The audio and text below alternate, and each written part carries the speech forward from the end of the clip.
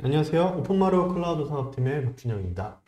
안녕하세요. 오픈마루 클라우드 서비스 팀 안병욱입니다.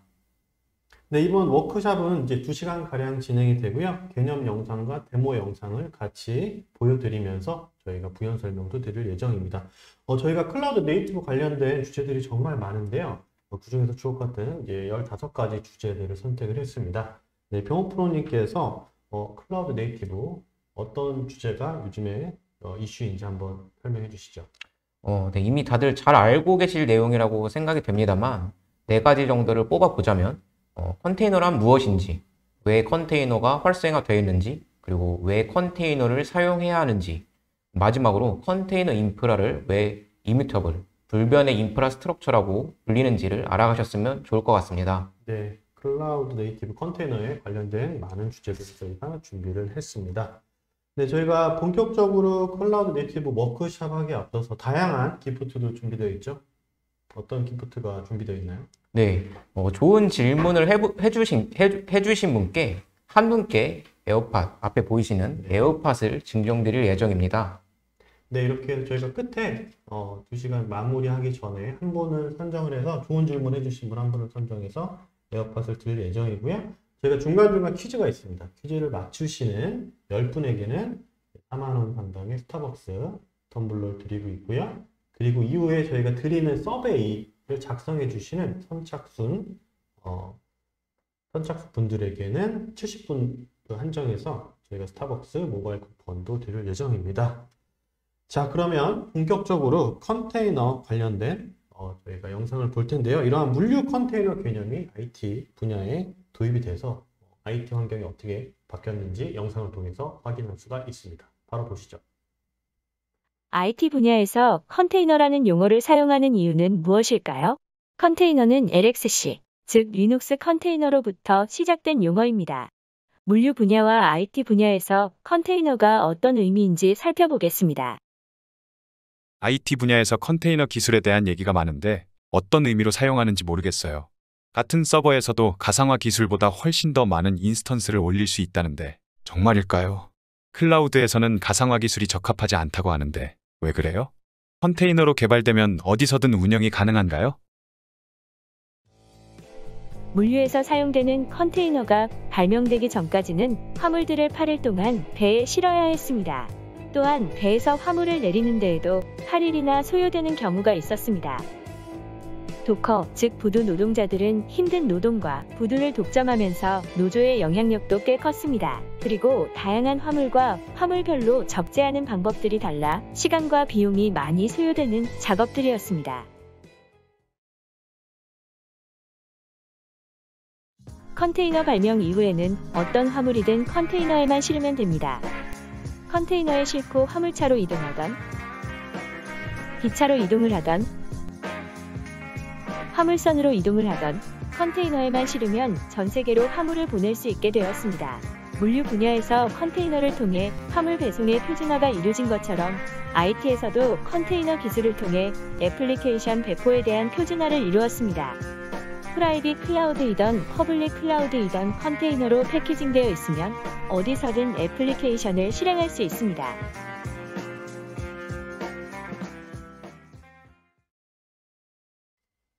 네, 이렇게 물류 컨테이너가 이제 IT 환경에 도입되어서 이제 여러 가지 장점들이 생긴 걸 알 수가 있었는데요. 딱 무엇이 변했다 한번 요약해 주시죠. 네, 물류 환경에서 컨테이너에 실으면 기차든 선박이든 어떠한 운송수단도 이용할 수 있듯이 그런 IT 환경에서 컨테이너를 이용해서 어떤 환경에서도 배포를 할 수 있는 배포의 표준화라고 말씀드릴 수 있을 것 같습니다. 네, 배포의 표준화라고 요약을 해 주셨고요. 바로 다음으로 가상화와 컨테이너 비교로 개념을 알 수 있는 영상을 바로 시청하시죠. 오랫동안 운영해오던 가상 서버들의 문제점들이 컨테이너 기술을 통해 어떻게 해결될 수 있는지 확인해 보겠습니다. 상태를 가지고 있는 가상화 기술과 상태가 없는 컨테이너 기술이 어떤 장단점이 있는지도 함께 설명드립니다. IT 인프라스트럭처 아키텍처는 베어 메탈에서 가상화를 거쳐 최근에는 컨테이너 기술로 발전하고 있습니다. LXC는 리눅스 컨테이너의 약자로서 일반적으로 컨테이너라고 불리고 있습니다. 각 기술들의 가장 큰 차이점은 보시는 것처럼 집적도에 있습니다. 동일한 서버 사양에서 가상화 기술과 컨테이너 기술을 비교합니다. 가상머신에는 게스트 OS가 반드시 있어야 합니다. 가상머신에 자원이 필요하면 스케일업해야 합니다. 컨테이너는 자원이 필요하면 컨테이너를 자동으로 스케일 아웃합니다. 컨테이너는 가상머신과 달리 게스트 OS도 없고 유휴자원도 사용할 수 있어 효율성이 매우 높습니다.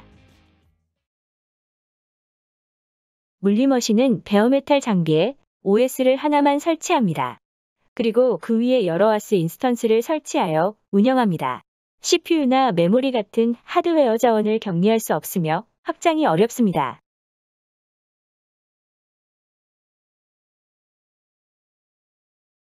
가상서버는 하이퍼바이저라는 하드웨어 에뮬레이터를 이용하여 가상 하드웨어를 제공합니다. 가상 하드웨어에 게스트 OS를 설치하고 그 위에 애플리케이션이 필요한 와스 인스턴스를 올립니다. 가상화 제품에 따라 이미지에 대한 호환성 문제와 하이퍼바이저와 게스트 OS에 대한 오버헤드가 있습니다. 컨테이너 기술은 리눅스에서 제공하는 프로세스 격리 방법을 이용하여 가상 OS로 분리하는 방법입니다. 호스트 OS에서 프로세스로 분리되기 때문에 오버헤드가 거의 없으며 부팅 시간이 없습니다. 컨테이너 기술은 자동 확장과 자동 복구, 그리고 클라우드 이식성을 제공합니다. 가상 서버는 호스트 OS를 부팅하고 하이퍼바이저를 동작시키고 게스트 OS가 부팅되어야 합니다. 컨테이너는 게스트 OS 없이 호스트 OS에서 프로세스로 분리되어 부팅 없이 바로 실행 가능합니다. 그래서 컨테이너는 갑작스런 사용자 폭증 즉 버스팅 이벤트에 적합합니다. 가상화 제품별로 가상 이미지에 대한 호환성 이슈가 있습니다. 게스트 OS를 포함한 거대한 이미지는 몇 테라씩 될 때가 있고 이식성도 매우 떨어집니다. 하이퍼바이저와 게스트 OS 때문에 부팅 시간이 느리고 가상 서버 불일치 즉 컨피그레이션 드리프트 현상도 있습니다. 컨테이너는 레이어드 형태, 즉 필요한 파일들을 차곡차곡 쌓기 때문에 단일 이미지 사이즈가 작습니다.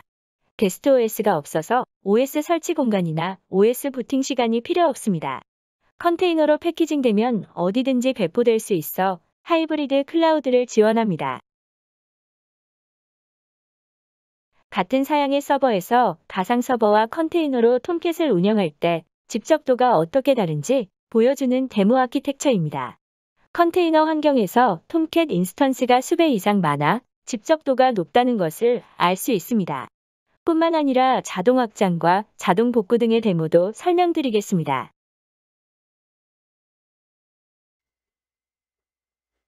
네, 이렇게 저희가 개념 영상을 보여드렸는데요. 이제 바로 가상화 기술과 컨테이너 집적도 비교를 통해서 저 자세히 알 수가 있습니다. 여기에는 저희가 퀴즈가 준비되어 있는데요. 퀴즈를 맞추시는 분에게는 저희가 스타벅스 텀블러 선착순 맞추시는 두 분에게 보내드리도록 하겠습니다. 질문은 가상화에는 있고 컨테이너에는 없는 것은 무엇일까요? 가상화에는 있고 컨테이너는 없는 것. 여기 이 영상을 보시면 아실 수가 있을 텐데요. 오른쪽 채팅창에 답변을 달아주시면 됩니다.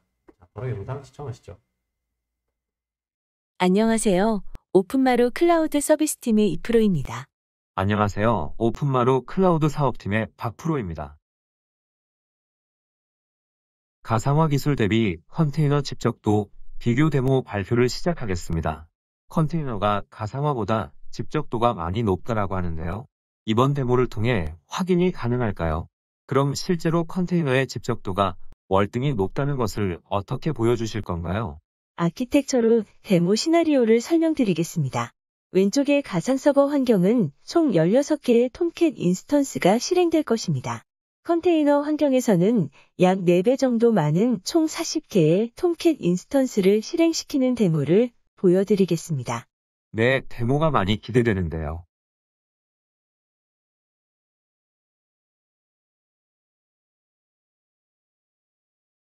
그럼 가상 서버 환경에서 16개의 톰캣 인스턴스가 실행되는 데모를 먼저 보여주실 건가요? 네, 가상 서버 데모 아키텍처를 설명드릴게요. 호스트 머신의 스펙은 16코어의 16기가 메모리입니다. 그리고 이 위에 하이퍼바이저가 있고 각각의 서버마다 게스트 OS를 4개씩 설치했습니다. 각각의 게스트 OS들은 4개의 톰캣 인스턴스를 실행하도록 세팅했습니다.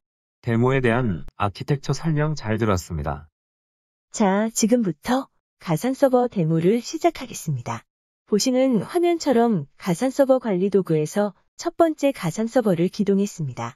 왼쪽의 터미널을 보시면 첫 번째 가상 서버에서 4개의 톰캣을 동시에 실행하는 스크립트를 돌렸습니다. 오른쪽을 보면 오픈마루 APM을 통해서 호스트 OS의 메모리 사용률이 증가하는 것을 확인할 수 있습니다. 브라우저를 통해서 서비스가 정상적으로 접속되는지도 확인했습니다. 두 번째 가상 서버에서도 동일한 방법으로 4개의 톰캣을 실행시켜 보겠습니다. 오른쪽에서 호스트 OS의 자원 사용률이 올라가는 걸 확인할 수 있습니다. 동일한 절차를 3번에서도 수행합니다. 3번에서 OS에 접속해서 일괄 기동 스크립트를 실행했습니다. 마찬가지로 OS의 메모리 사용률이 올라가는 것을 확인할 수 있습니다. 그럼 이번에는 네 번째 가상 서버를 기동해서 톰캣을 실행해 봅니다. 마찬가지로 일괄 기동 스크립트를 실행했습니다. 브라우저를 통해서 정상적으로 접속되는지 확인하니 페이지가 잘 접속되네요. 현재까지 총 4개의 가상 서버에 각각 4개의 톰캣 인스턴스를 실행시켜 총 16개가 실행되었습니다.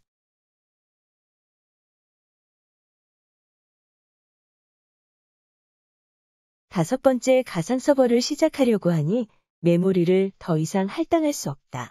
라는 오류 메시지와 함께 다섯 번째 가상 서버는 기동에 실패하는 모습을 확인할 수 있습니다.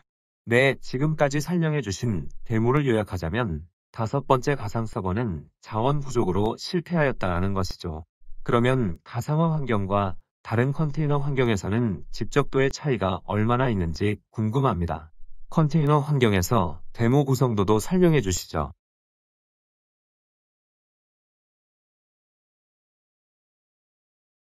컨테이너 환경에서는 구성도가 간결해졌는데요. 앞서 가상화와 동일한 스펙으로 16코어 16기가짜리 머신 위에 컨테이너 런타임을 설치합니다. 이 위에 사전에 준비된 컨테이너 이미지를 배포해 보도록 하겠습니다. 이제부터는 컨테이너 환경에 대한 데모군요. 동일한 서버 사양에서 얼마나 많은 톰캣 인스턴스를 띄울 수 있을지 궁금합니다. 사전에 20개의 컨테이너를 동시에 기동할 수 있는 스크립트를 준비했어요. 지금 20개의 컨테이너를 왼쪽 터미널에서 기동시켰습니다. 오른쪽 APM 화면에서는 상단에 호스트 OS의 메모리를 모니터링하는 그래프가 있습니다. 하단에는 지금 호스트 OS에 떠있는 컨테이너의 개수를 보여주고 있습니다. 총 20개가 동시에 실행되고 있습니다. 그리고 호스트 OS의 메모리 사용률도 올라간 상황입니다. 서비스도 정상적으로 접속되네요. 이번에는 두 번째 스크립트를 실행해서 다시 한번 20개의 컨테이너를 동시에 시작시켜 보겠습니다. 우측 하단에 컨테이너 개수가 늘어나고 있습니다. 컨테이너가 늘어나면서 호스트 OS의 메모리 사용률도 올라가는 것을 확인할 수 있습니다. 네, 그렇군요. 컨테이너 환경에서 톰캣 인스턴스 40개가 거의 동시에 시작되는 것을 확인할 수 있네요. 아까 동영상에서는 화면이 작아 잘 보이지 않았습니다. 지금 러닝 중인 컨테이너 개수를 좀 확대해 봤습니다. 네, 이렇게 확대된 사진으로 40개까지 기동되는 것을 확인할 수 있었습니다. 이제는 가상환경과 컨테이너의 집적도 비교 결과가 눈에 좀 들어오는데요. 마지막으로 요약 한번 해주시죠.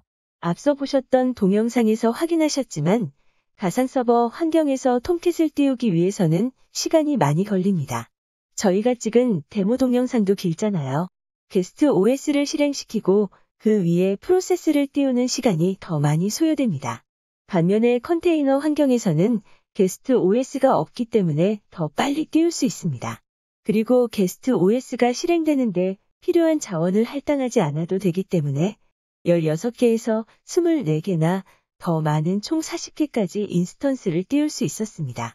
가상화 기술 대비 컨테이너 기술이 집적도도 높고 빠르고 가볍다라고 요약하여 주셨습니다. 이상으로 발표를 마치겠습니다. 감사합니다. 네, 이렇게 가상화 기술과 컨테이너의 집적도 비교 데모 자료까지 보았습니다. 네, 가상화랑 컨테이너가 무엇이 어떻게 왜 다른지에 대해서 간단하게 한번 요약해 주시죠. 네. 컨테이너는 가상화 기술에 비해서 게스트 OS가 없습니다. 그래서 게스트 OS가 없기 때문에 불필요한 오버헤드 및 OS를 기동시키기 위한 리소스 사용이 없기 때문에 그런 집적도가 높은 것을 확인할 수 있습니다. 네, 이렇게 가상화와 컨테이너 기술의 집적도 차이를 볼 수 있었습니다. 자, 이제 다음으로 컨테이너에 대한 역사를 보실 텐데요. 네, 저희가 컨테이너란 개념이 요즘 나온 트렌드라고 혹시 생각을 하십니까? 네, 이번 영상을 통해서 확인하실 수가 있습니다. 여기에도 저희가 퀴즈가 준비되어 있습니다. 퀴즈는 쿠버네티스 1.20 버전에서는 땡땡 지원이 중단되었습니다. 네, 그 땡땡은 무엇일까요? 이번 영상을 통해서 확인하실 수가 있습니다. 바로 영상 시청하시죠.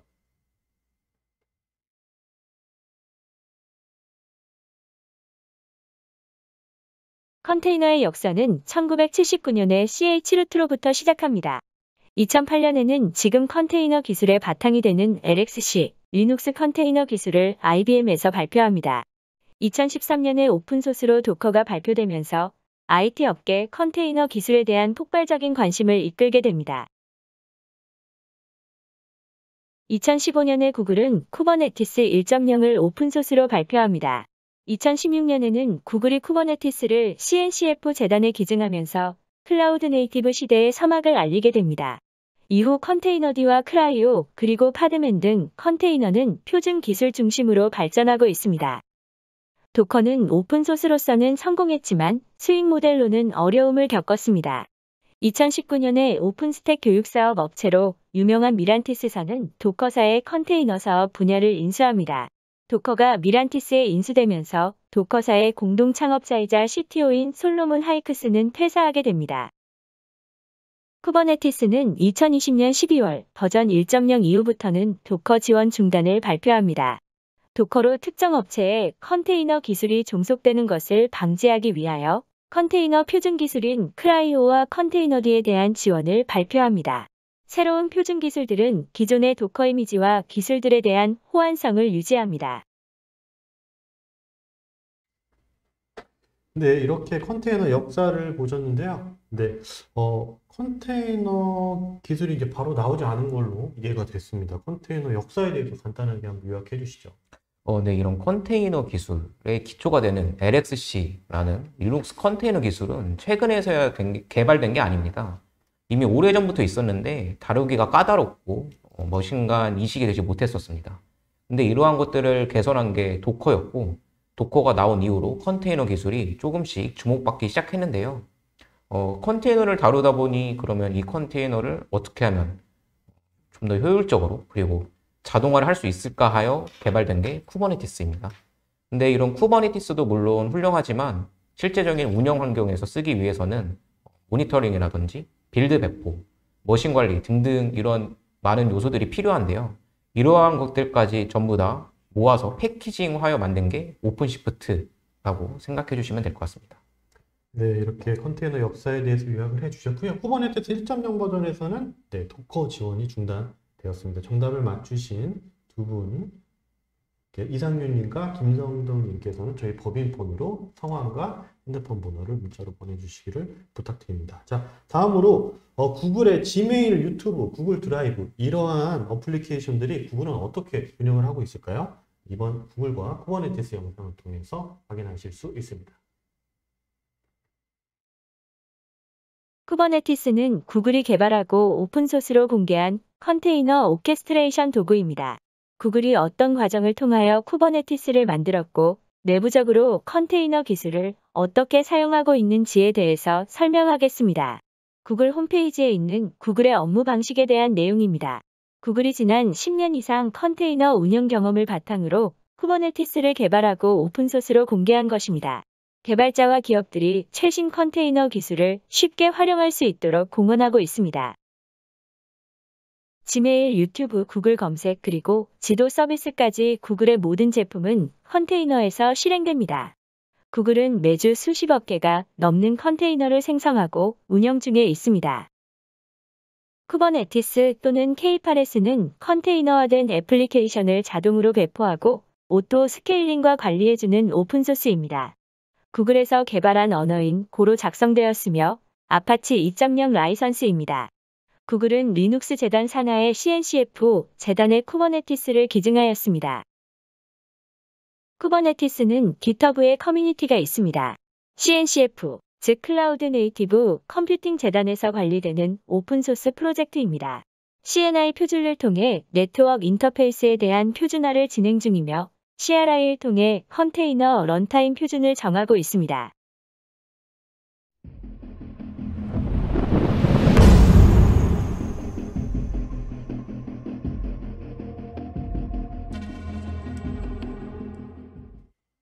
네, 구글과 쿠버네티스의 관계를 알 수 있었습니다. 이 부분에 대해서 한 번 더 요약 한번 해주시죠.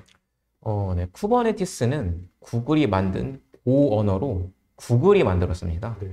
그래서 라이센스는 아파치 2.0 라이센스이고요. 그리고 구글은 이것을 CNCF 재단이라는 곳에 기증을 했습니다. 그래서 CNCF 재단뿐만 아니라 클라우드 네이티브 컴퓨팅 환경이 폭발적인 관심을 끌고 있습니다. 네, 이렇게 구글과 쿠버네티스 관계에 대해서 요약을 해 주셨습니다. 자, 다음으로는 저희가 정말 클라우드 네이티브에서 정말 중요한 개념인 거죠. 이뮤터블 인프라스트럭처에 대한 영상 자료를 준비했습니다. 자, 바로 한번 시청하시죠. 불변의 인프라스트럭처인 이뮤터블 인프라스트럭처에 대한 개념을 이해하기 위해서 가변의 인프라인 뮤터블 인프라스트럭처와 중요한 특징들을 비교해 보겠습니다. 개발팀, 운영팀, 데브옵스팀이 당면한 인프라스트럭처에 대한 고민들을 살펴보겠습니다. 빈번한 애플리케이션 변경 요청에 따라 하루에도 몇 번씩 배포를 해야 합니다. 대규모 이벤트로 고객 폭증에 따라서 시스템을 준비해야 합니다. 빈번한 설정 변경과 시스템 작업들을 자동화할 수 있어야 하지만 현실은 어떤가요? 컨피그레이션 드리프트는 그림에서처럼 최초에는 동일한 환경이지만 시간이 지남에 따라 각각의 서버들이 패치나 로그 파일, 그리고 배포 파일들이 달라지는 것입니다. 이런 이유 때문에 배포의 문제와 잦은 장애 발생, 그리고 장애 복구에 많은 시간이 걸립니다. 루비와 프로그램 관련 저자로 유명한 체드 파울러는 2013년 본인의 블로그에 임뮤터블 인프라 스트럭처에 대한 글을 씁니다. 계속 업그레이드되고 변해가는 서버가 가장 해결하기 어려운 큰 골칫거리라는 것입니다. 쉬운 예를 들자면 사용하고 있던 PC나 랩탑을 주기적으로 포맷해서 사용하는 이유와 비슷합니다.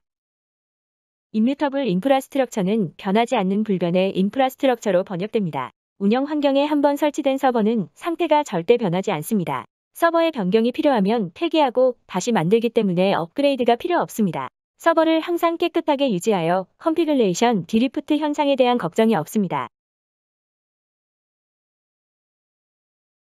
불변의 인프라스트럭처는 애완동물과 가축에 대한 비유로 자주 설명합니다.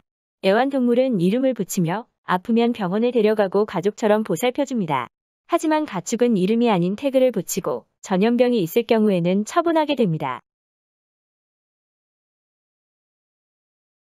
시스템을 변경하면서 운영하는 방법을 가변의 인프라스트럭처 또는 뮤터블 인프라스트럭처라고 부릅니다. 시스템 변경 작업이 있을 때마다 서버의 상태는 변화가 되며 여러 대의 서버를 관리하고 있다면 각각의 서버마다도 상태가 다르게 됩니다. 시스템 변경 작업에는 배포, 업그레이드, 보안 취약점 조치, 그리고 장애에 대한 대응 등이 있습니다. 그 중에 업그레이드하는 과정을 살펴보면 서버에 접속하고 어플리케이션을 정지시키고 업데이트하고 리부팅하고 테스트하기 위한 다운타임이 필요합니다. 이뮤터블 인프라스트럭처는 배포, 업그레이드, 보안 취약점 조치 등의 서버 상태의 변경이 필요할 경우 이미지를 만들어 배포하는 방식입니다. 업그레이드 시에도 기존의 운영 환경은 버리고 새로운 상태의 서버 환경을 만드는 방법입니다. 애플리케이션 배포 방법도 가변의 인프라스트럭처에서는 개발 스테이징 운영 환경마다 각각 배포해야 했습니다. 그러나 불변의 인프라스트럭처에서는 이미지만 빌드되면 클라우드를 포함하여 어느 환경이든 배포가 가능하게 됩니다.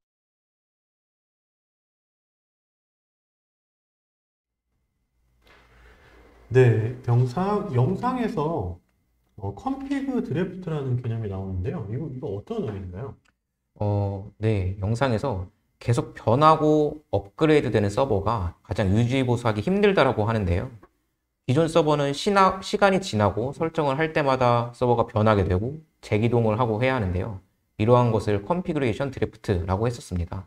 하지만 컨테이너 환경은 서버, 인프라가 변하는 게 아닌 폐기되고 새로운 서버, 즉 새로운 컨테이너가 기동되는 환경이라고 생각하시면 될 것 같습니다. 네, 추가적으로 영상에서 이뮤터블 인프라스트럭처를 또 가축으로 비유를 해주신 게 상당히 인상 깊었는데요. 이 부분에 대해서도 한번 간단하게 설명해 주시죠. 네, 예를 들어 반려동물이 아플 경우 동물병원을 데려가서 치료를 해야 되고 털이 많이 자랐을 경우 또 주기적으로 미용을 해야 합니다.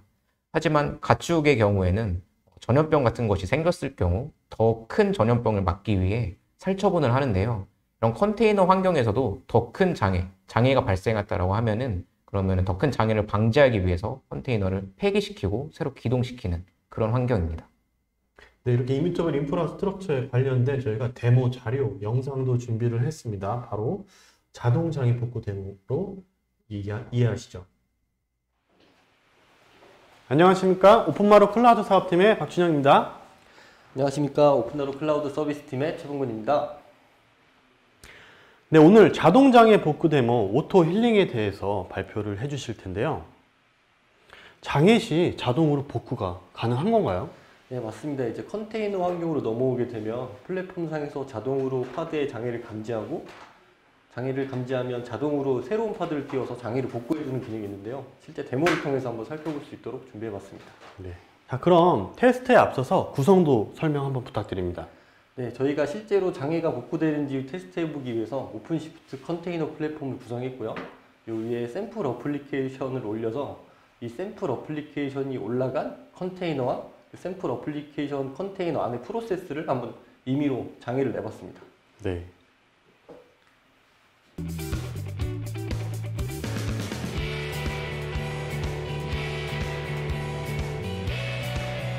자, 그럼 바로 데모 영상을 통해서 자세한 설명해 주시죠.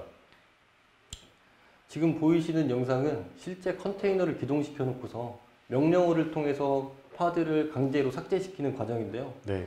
파드가 삭제된과 동시에 바로 이제 새로운 컨테이너가 뜨는 모습을 확인하실 수 있도록. 네, 바로 뜨네요. 맞습니다. 저는 지금 파드를 삭제하겠다라는 명령어를 날렸지만 네. 관리자의 개입 없이 자동으로 장애를 감지하고 복구해주는 모습입니다. 네, 자동으로 복구되는 장면입니다.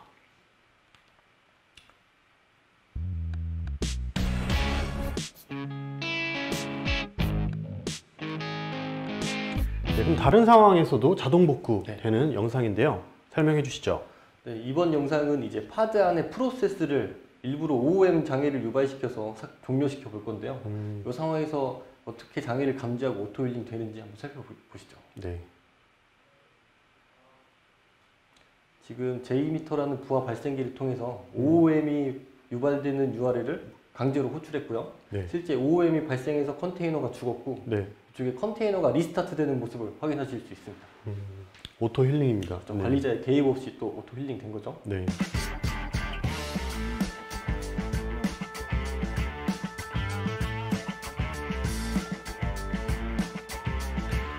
그러면 이런 오토 힐링이 저는 어떤 프로세스로 되는지 상당히 궁금한데요. 네. 한번 설명 부탁드립니다. 네, 여기 보이시는 것처럼 오픈시프트 쿠버네티스 클러스터에서는 이제 컨트롤 루프 메커니즘이라는 게 있는데요. 여기 보이시는 이 이미지처럼 나의 상태를 판단하고 내가 원하는 상태를 보고 현재 상태를 원하는 상태로 맞추는 그런 컨트롤 루프 구조를 가지고 있습니다. 네. 이렇기 때문에 장애가 발생했을 때 내가 원하는 상태로, 그러니까 정상적인 상태로 자동으로 복구시켜 줄 수 있는 거죠. 자, 이거는 또 어떤 설명을 해주실 건가요? 아까 제가 강제로 파드를 삭제했을 때 자동으로 복구가 됐었는데요. 네. 이게 실제 복구가 되는 절차입니다. 내가 원하는 컨테이너의 수가 5개라고 했을 때 현재의 상태를 확인하고 현재의 상태는 컨테이너가 2개인 거죠. 그래서 내가 원하는 상태를 만들기 위해서 3개의 컨테이너를 새로 띄워서 내가 원하는 상태로 맞춰주는 이런 절차입니다. 네. 자, 이렇게 장애 시 정말 오토 힐링, 관리자의 개입 없이 복구되는 것을 확인할 수 있었는데요. 간단하게 마지막 정리 멘트 한번 주시죠. 이제 컨테이너 환경으로 넘어가게 되면 아까 보셨던 것처럼 이제 관리하는 개념이 애완동물의 개념에서 가축으로 넘어가게 되는데요. 네. 자동으로 이제 관리자의 개입 없이 복구되다 보니 더 많은 수의 컨테이너가 생성되더라도 서비스를 더 안정적으로 유지할 수 있다라는 것을 한번 살펴볼 수 있는 데모였습니다. 네. 이상으로 오토 힐링 데모 영상 발표를 마치겠습니다. 감사합니다. 감사합니다. 네, 자동장애 복구 데모 자료를 보셨고요. 이제 다음으로 멀티 어플리케이션 환경에서 부하에 따른 자동 자원 할당 데모 자료를 보실 텐데요. 여기에 저희가 퀴즈가 준비되어 있습니다. 여기서도 스타벅스 텀블러 2개를 드리고요. 보기가 있습니다. 질문은 부하 시 누구의 개입 없이 자동 자원 할당이 되는 건가요? 1번은 개발자, 2번 운영자, 3번 대표이사, 4번 기획자입니다. 보기는 제가 채팅창에 남겨드리도록 하겠습니다. 바로 자료 보시죠.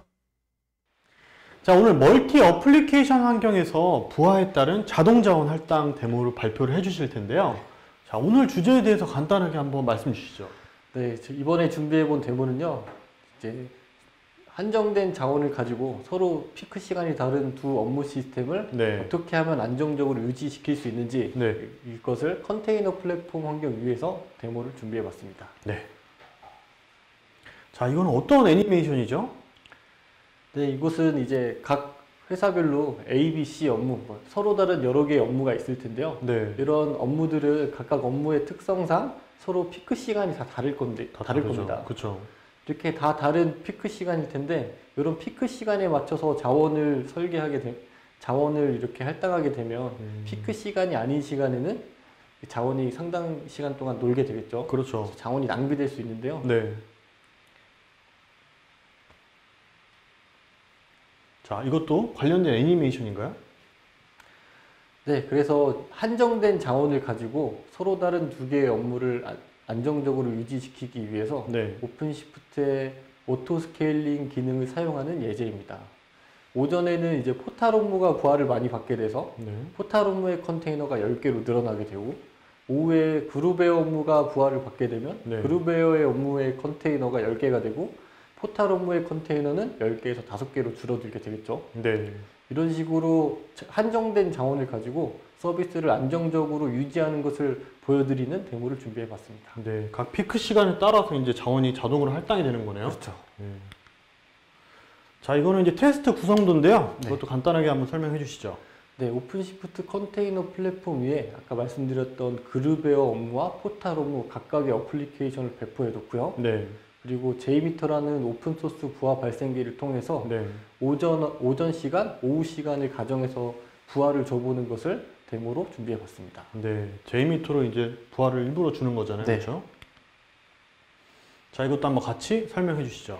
오픈시프트 컨테이너 플랫폼의 오토스케일 기능을 통해서 네. 한정된 자원으로 서비스를 안정적으로 유지시키는 모습을 보여드리는 데모라고 말씀드렸는데요. 네.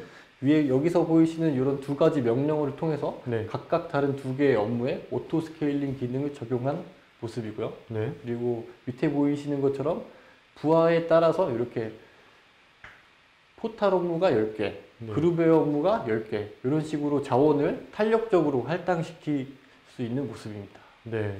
포털 업무와 그룹웨어 업무 네. 한번 설명을 주신 거고요.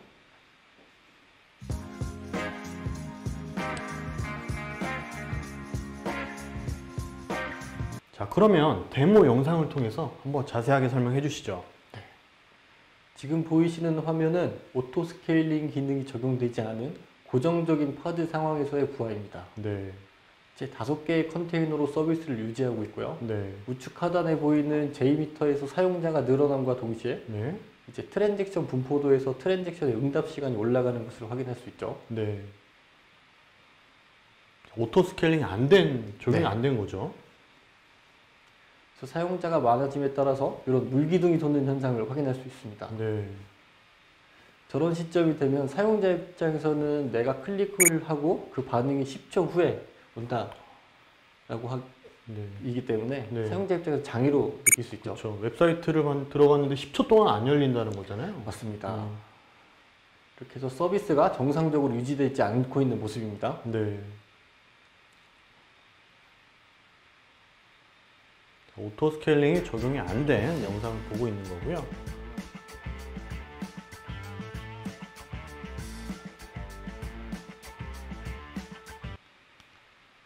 자, 그러면 오토 스케일링이 적용된 데모 영상도 같이 한번 설명해 주시죠.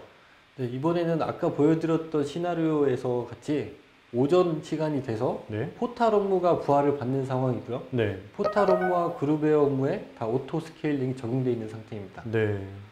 오, 지금 뭐가 늘어나는 게 보이네요. 네, 맞습니다. 네. JMeter를 통해서 부하를 네. 줌과 동시에 CPU 사용률이 올라가게 되고 네. CPU 사용률이 올라가는 것을 감지하게 되면 자동적으로 관리자의 개입 없이 파드의 개수가 늘어나고 있는 모습입니다. 네. 아, 자동으로 막 이렇게 늘어나네요. 네. 늘어나고 있죠. 네. 지금 한 8개 정도 된 것 같네요. 네. 총 이제 10개까지 늘어나는 모습이고요. 네. 파드의 개수가 10개로 늘어나기 때문에 네. 이제 부하를 안정적으로 받아들여서 네. 아래에 보이시는 트랜잭션 분포도에서도 트랜잭션이 5초 미만으로 안정적으로 쫙 깔리고 있는 모습도 확인할 수 있습니다. 네.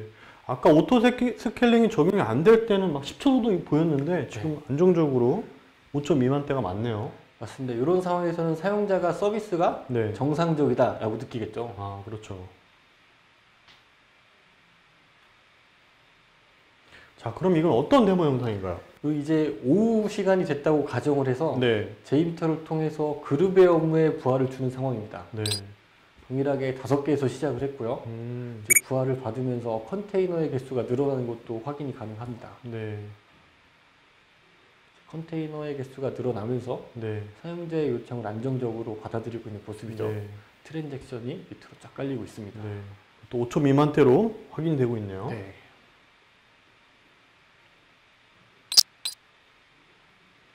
말씀해 주신 것처럼 네. 트랜잭션이 5초 이상으로 걸리는 게 아예 하나도 보이고 있지 않고 있죠. 그렇죠.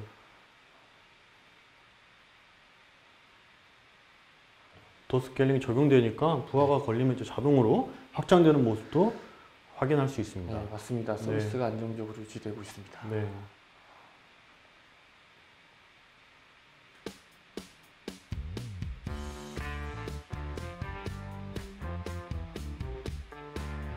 자, 이거는 이제 결과표인데요. 결과표에 대해서도 간단하게 설명 한번 해주시죠. 네, 일단 이게 기존 부하 환경과 오토 스케일링 적용되어 있는 환경에서의 부하를 비교해 봤는데요. 네. 이제 밑에 보이시는 트랜잭션 분포도만 보더라도 네. 왼쪽에서는 이제 물기둥이 이렇게 솟아오르는 것을 확인할 수 있고요. 네. 이제 오른쪽에서는 이제 오토 스케일링이 적용돼서 서비스가 5초 이상인 트랜잭션이 없이 안정적으로 유지되는 모습을 볼 수 있습니다. 그렇죠. 사람의 개입 없이 다 자동 확장되고 있는 모습인 거죠. 맞습니다. 위에 표로도 정리해 봤는데요. 네. 평균 응답 시간은 2배 이상 차이가 났고요. 네. TPS도 2배 가까이 차이 나는 모습을 확인할 수 있습니다. 네. 자, 마지막으로 마치기 전에 자, 결과 대해서 정리 한번 해주시죠. 네, 이제 내가 가지고 있는 자원이 많이 있다고 하면 네. 모든 업무에 많은 자원을 투입하면 좋겠지만 그렇죠. 한정된 자원을 가지고 서비스를 안정적으로 유지하기 위해서 오픈시프트의 오토 스케일링 기능을 통해서 서비스를 안정적으로 유지시킬 수 있다라는 것을 확인할 수 있는 데모였습니다. 네. 이상으로 발표 영상을 마치겠습니다. 감사합니다. 감사합니다.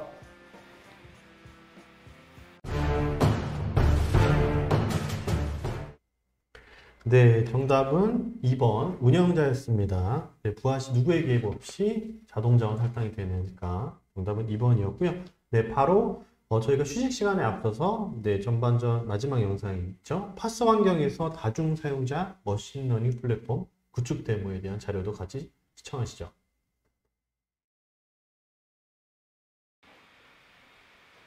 네, 안녕하십니까. 오픈마루 클라우드 사업팀의 박준영입니다. 안녕하십니까. 오픈나루 클라우드 서비스팀의 조문근입니다. 네, 오늘 파스 환경에서 다중 사용자 머신러닝 플랫폼 구축 데모 시험 발표를 하실 텐데요. 이런 파스 환경에서 정말 머신러닝 그런 개발 환경 구축이 가능한가요? 네, 맞습니다. 그 파스 환경에서 오픈시프트 환경에서 머신러닝 개발 환경을 손쉽게 구축하는 방법을 네. 데모로 보여드릴 거고요. 네. 그리고 테스트 데이터를 통해서 머신러닝 개발 환경을 통해서 네.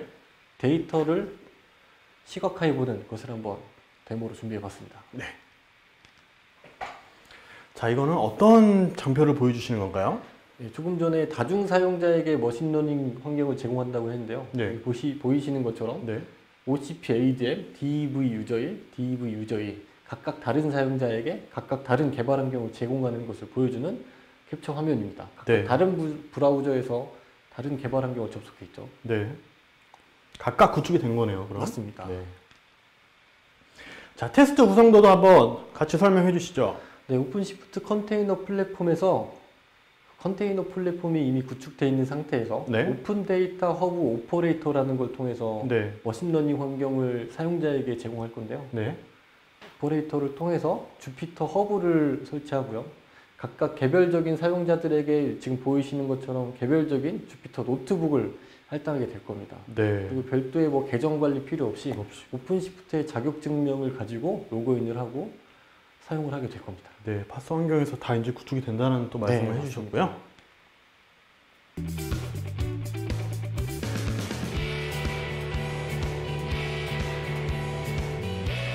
자, 그러면 관련된 영상을 통해서 한번 확인해 보시죠. 몇 번의 클릭만으로 손쉽게 배포된다고 말씀드렸었는데요. 네. 오픈시프트가 이미 구축되어 있는 환경이라고 하면 오퍼레이터를 통해서 손쉽게 구축이 실제로 가능합니다. 네. 오퍼레이터는 쉽게 생각해서 설치 마법사라고 생각하시면 설치 되고요. 마법사. 네. 설치 마법사를 통해서 네. 머신러닝 개발 환경을 몇 번의 클릭만으로 배포하는 모습을 보여드리는 화면입니다. 아, 네. 실제로 클릭만 해서 배포가 됐고요. 네. 주피터 허브가 생성이 됐습니다. 네. 실제 브라우저를 통해 접속을 했고 네. 오픈시프트 접속 정보를 가지고 로그인해라 라는 화면이 떴죠. 네. 실제로 배포가 완료된 모습입니다. 벌써. 네, 배포 완료된 모습이고요. 네.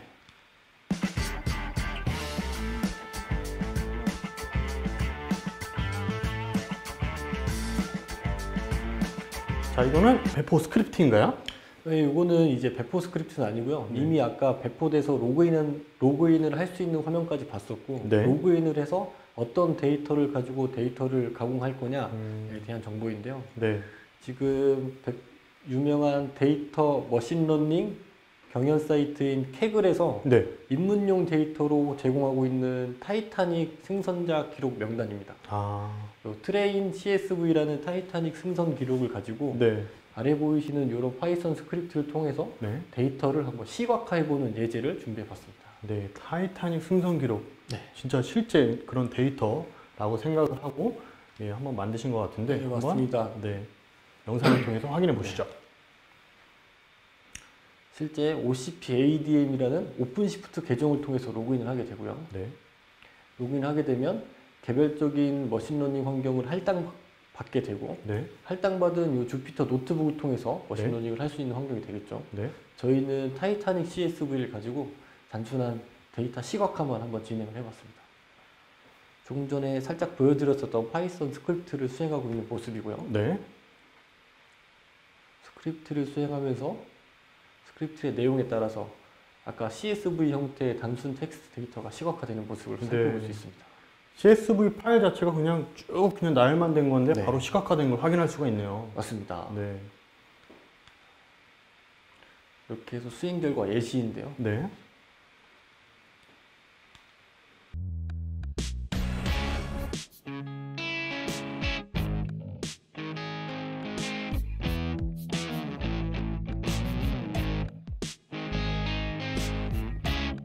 자, 이거는 이제 결과가 나온 것 같은데 딱 보니까 시각화가 딱 됐네요. 네, 맞습니다. 아까 보셨던 것처럼 실제 파이썬 스크립트를 돌려서 나온 결과를 좀 정리해 봤는데요. 네. 여기 보이시는 것과 같이 남성과 여성의 탑승 비율은 2대1 비율이고요. 네. 생존 확률은 남성은 20%, 여성은 한 60% 정도 네. 생존해 있는 걸로 확인이 되네요. 실제로 영화에서와 마찬가지로 네. 레이디 퍼스트가 팩트였다라고 네. 할 수 있을 것 같습니다. 네. 아, 정말 이러한 단순한 CSV 파일을 네, 정말 머신러닝을 통해서 시각화한 예, 발표를 해주셨고요. 마지막으로 장점 딱 설명해 주시고 마치시죠.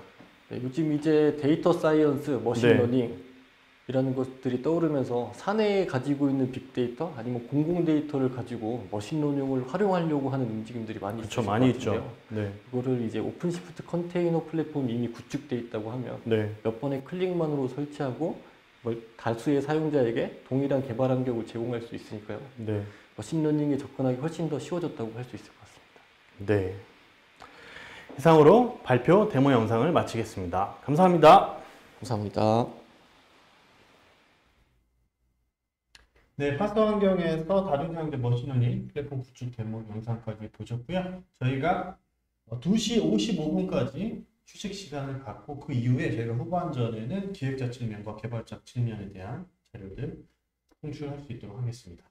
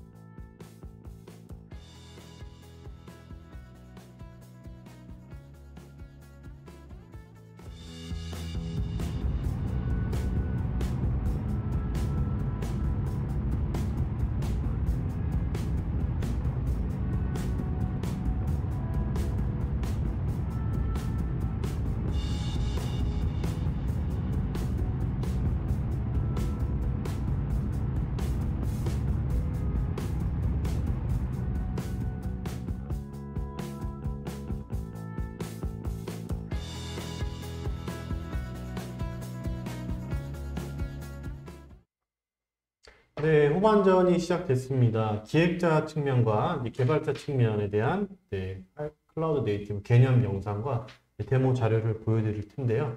네, 바로 기획자 측면에서 하이브리드 클라우드 기대 효과로 후반전을 시작하겠습니다.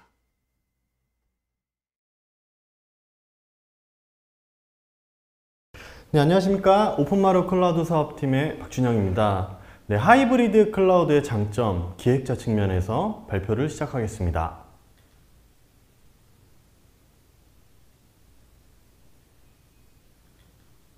네, 하이브리드 클라우드에서 디지털 트랜스포메이션을 빼놓을 수 없는데요. 여기 보이시는 에어비앤비, 페이스북, 우버, 알리바바 이 기업들의 공통점이 있습니다. 제공하는 서비스에 자산을 보유하고 있지 않은 건데요.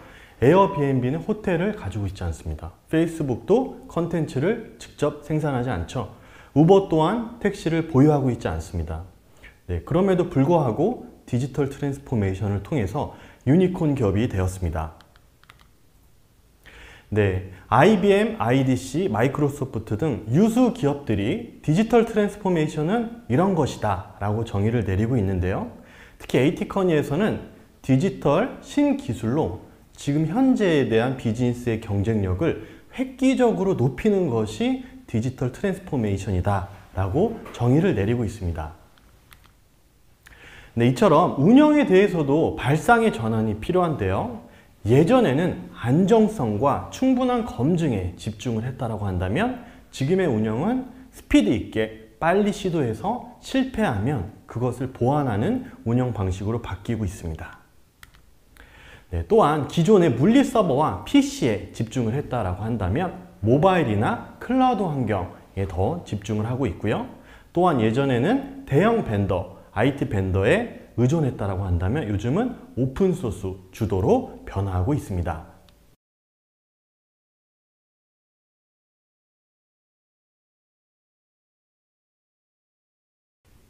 네, 또한 클라우드 개념을 확실하게 아는 것이 중요한데요. 여기 보이시는 아키텍처, 진짜 클라우드인 클라우드 네이티브 기술과 초기의 클라우드인 단순 클라우드 기반 아키텍처 대비가 될 수 있고요. 또한 이아스, 파스, 사스의 클라우드 서비스 모델도 나눠지고 있습니다. 또한 딜리버리 모델로는 프라이빗과 파블릭이 있고요. 프라이빗과 파블릭을 같이 혼합해서 제공하는 하이브리드 클라우드가 있습니다. 네, 이번에 하이브리드 클라우드에 대해서 자세하게 설명을 드리고요. 컨테이너 기반의 파스 또한 설명을 드리겠습니다. 네, 기업 내부에 그런 인프라 시스템을 굳이 클라우드로 구현을 해야 되나? 구축을 해야 되나? 라고 하는 의구심을 갖는 IT 담당자분들이 의외로 많습니다. 하지만 요즘에는 기업 내부든 외부든 간에 클라우드로 운영하는 것이 화두가 되고 있고 이슈가 되고 있는데요. 이처럼 내부든 외부든 클라우드로 구축하는 그것이 바로 하이브리드 클라우드입니다. 그러한 하이브리드 클라우드를 구현하려면 클라우드 네이티브 기술이 필요합니다. 네, 클라우드 네이티브 기술 중에서 컨테이너 기술을 빼놓을 수가 없습니다. 2000년도에 이게 보이시는 HP의 UX, IBM의 AIX, 오라클의 솔라리스 등 하드웨어 OS 종속을 자바를 통해서 락인을 해제할 수가 있었고요. 2020년대 들어와서는 AWS의 젠, 애저의 하이퍼V, GCP의 KVM 등 가상화 기술에 종속된 것을 컨테이너와 쿠버네티스를 통해서 락인을 해제할 수 있었습니다. 또한 가상화 대비 컨테이너는 도입 비용을 크게 절감할 수가 있는데요. 컨테이너 플랫폼인 오픈시프트를 도입한다고 했을 때는 우선 게스트 OS가 빠지게 되고요. 그 위에 올라가는 보안 패키지 또한 들어가지 않기 때문에 거기서 비용을 절감할 수 있고요. 또한 컨테이너에 웹아스가 번들되어 있고 자바 또한 번들되어 있기 때문에 비용을 절감할 수 있습니다.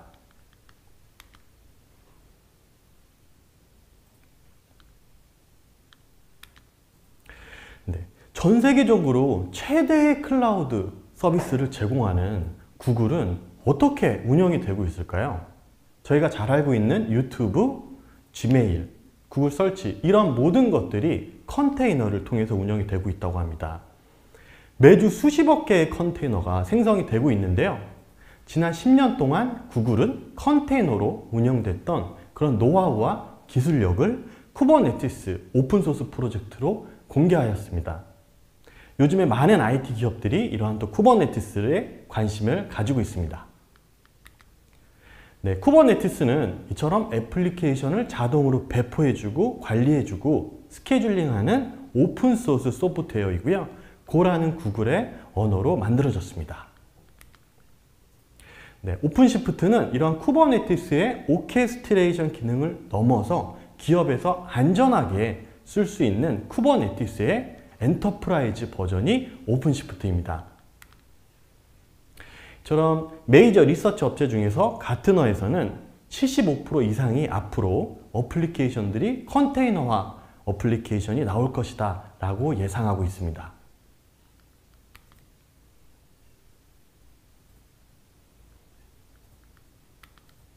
네. 초기 클라우드인 가상화 기반의 이아스 클라우드, 즉 애저의 하이퍼V, GCP의 KVM, AWS 젠 등 하이퍼바이저가 각각 다르기 때문에 획일화하기가 상당히 어렵고 가상화 기술에 종속될 우려가 있었습니다. 진짜 클라우드는 컨테이너 기반의 파스인데요. 이러한 진짜 클라우드의 개념을 알기 어렵기 때문에 CNCF 재단에서 클라우드 네이티브는 바로 이런 것이다 라고 선언을 하였습니다. 클라우드 네이티브 기술을 사용하는 조직은 그러한 어플리케이션이 프라이빗이건 파블릭이건 어떠한 운영 환경에서도 동작돼야 된다 라고 선언하고 있고요. 벤더 중립적인 오픈소스 생태계에서 개발돼야 된다 라고 선언하고 있습니다. 이처럼 CNCF의 대표적인 프로젝트가 쿠버네티스, 프로메테우스가 있고요. 거기에 가입되어 있는 회사들이 구글, AWS, 여러 유서 업체들이 가입되어 있습니다. 네, 이처럼 클라우드 네이티브로 가기 위해서는 대표적으로 어떤 기술이 필요할까요? 마이크로 서비스 아키텍처, 데브옵스 문화, CI/CD, 그리고 컨테이너 기술이 반드시 필요합니다. 이처럼 클라우드 네이티브의 전환에서는 여러 가지 장점이 있지만 거기서 대표적으로 무중단 배포가 있고요. 관리자의 개입 없이 오토 힐링과 오토 스케일링 장점을 가지고 있습니다. 이처럼 클라우드 네이티브가 단순히 어플리케이션만 클라우드 네이티브로 가는 것이 아닌 그러한 운영 환경 또한 같이 클라우드 네이티브로 가야지 기업에서는 민첩성과 상호 운영성을 실현할 수가 있습니다. 네, 이처럼 하이브리드 클라우드의 장점, 기획자 측면에서 말씀을 드렸는데요. 뒤에 나오는 운영자, 개발자 측면에서 좀 더 자세한 이야기를 드리겠습니다. 감사합니다. 네, 이렇게 기획자 측면의 하이브리드 클라우드 개념에 대해서 보셨습니다. 자, 이제 앞으로 개념과 데모 다시 한번 보실 텐데요. 다음으로 컨테이너 파일 시스템. 네, 물류 컨테이너에 짐을 실을 때 이렇게 차곡차곡 쌓지 않습니까? 네, IT 환경에서의 이 컨테이너는 파일에 어떻게 들어가는지 이번 영상을 통해서 확인하실 수 있을 텐데요. 네, 바로 확인해 보시죠.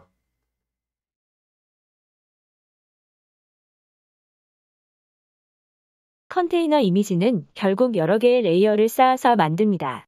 컨테이너 이미지는 DVD처럼 읽기 전용이며 이미지 변경이 필요하면 변경분에 대한 레이어만 추가합니다. 레이어 형태의 파일 구조이기 때문에 디스크 용량을 줄이고 높은 이식성을 제공합니다.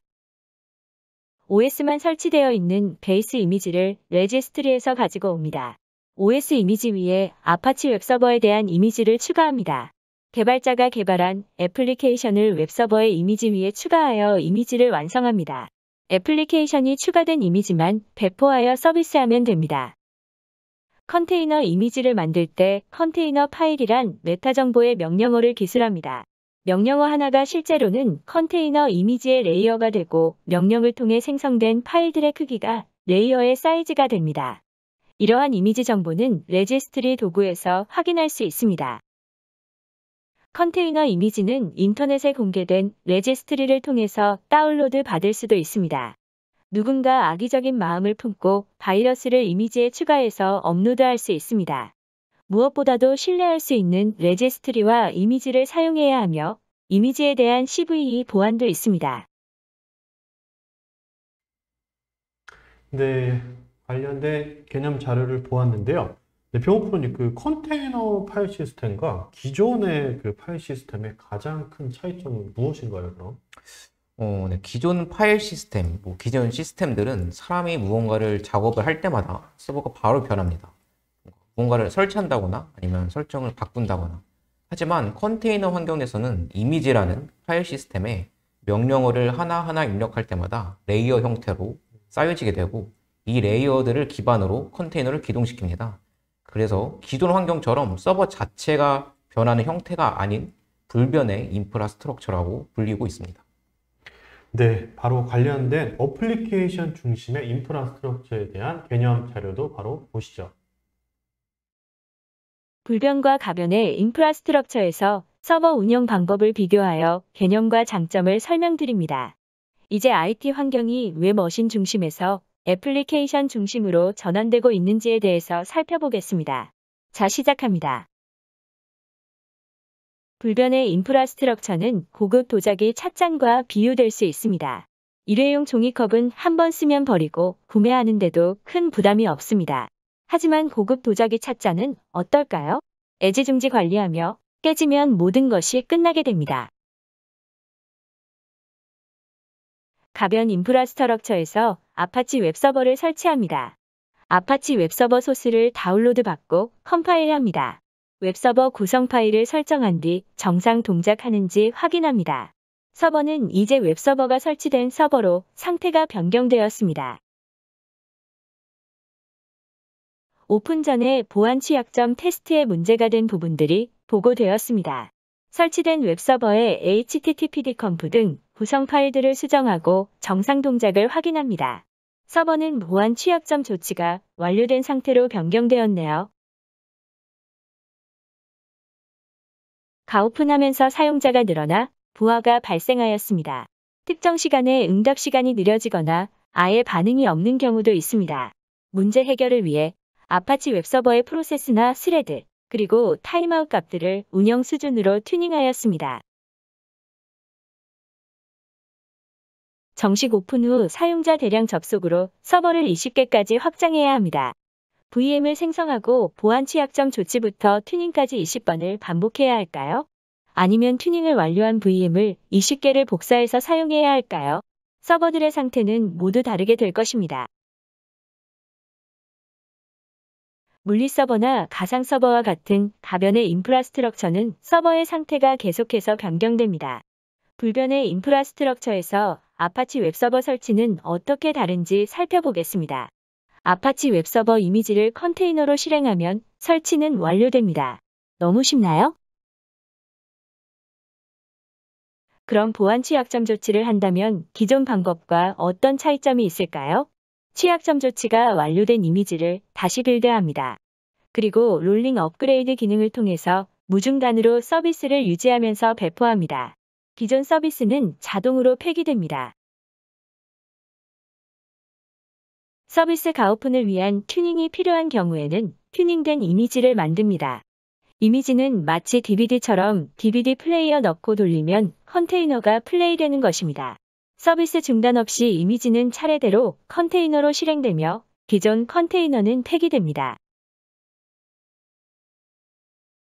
불변의 인프라스트럭처 환경에서 20개까지 서버를 확장한다면 어떻게 할까요? 튜닝까지 완료한 최종 이미지를 20번 실행시켜주면 됩니다.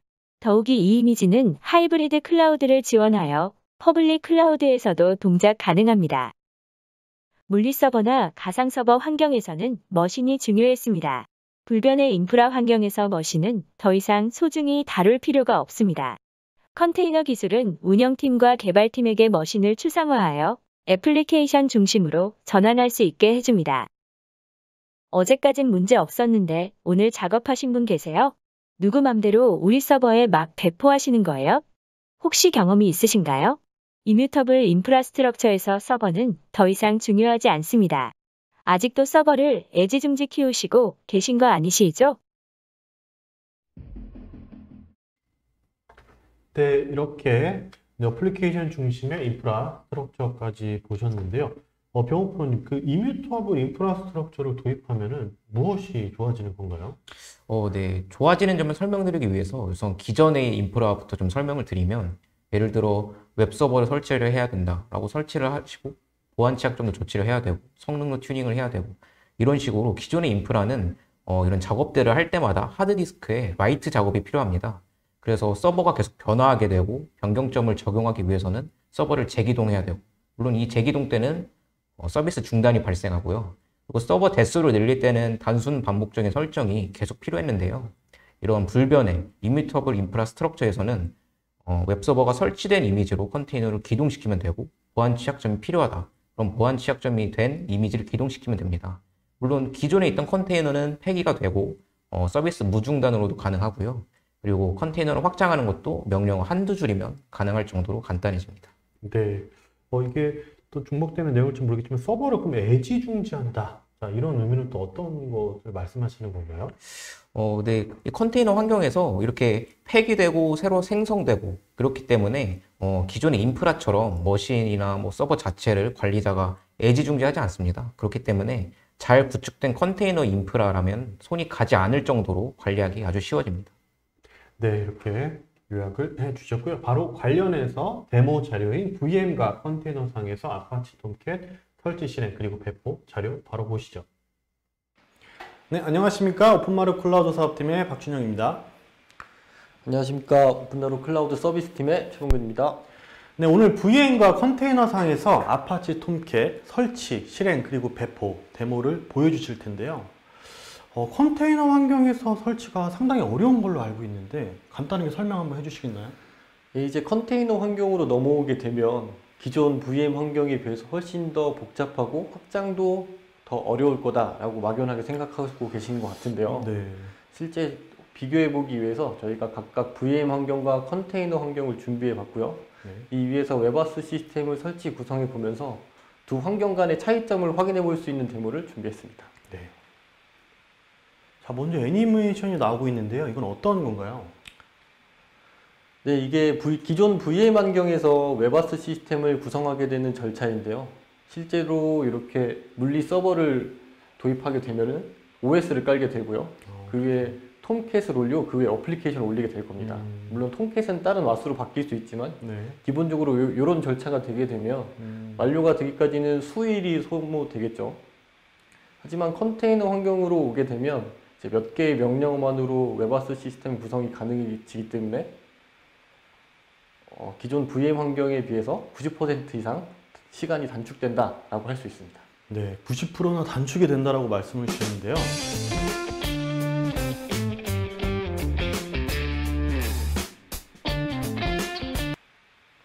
네, 90%나 단축이 된다라고 말씀을 주셨는데요.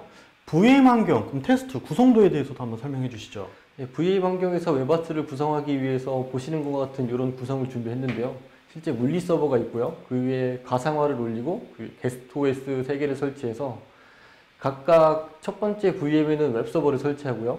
두 번째, 세 번째 VM에는 톰캣을 설치하고 그 위에 동일한 어플리케이션을 올려봤습니다. 네, VM 환경 테스트 구성도를 말씀 주셨고요. 그러면 데모 영상을 바로 한번 보시죠. 네. 실제 지금 이 데모 영상에는 이미 OS가 설치되어 있다라는 가정하에 준비를 했고요. 실제 OS가 설치되는 과정이 더 추가되게 되겠죠. 지금은 이제 OS가 설치된 상황에서 소스 파일을 올리고 컴파일을 하는 과정입니다. 이게 지금 다 컴파일 작업인 거잖아요, 그렇죠? 이제 웹서버를 구성하고 있는 과정이고요. 네.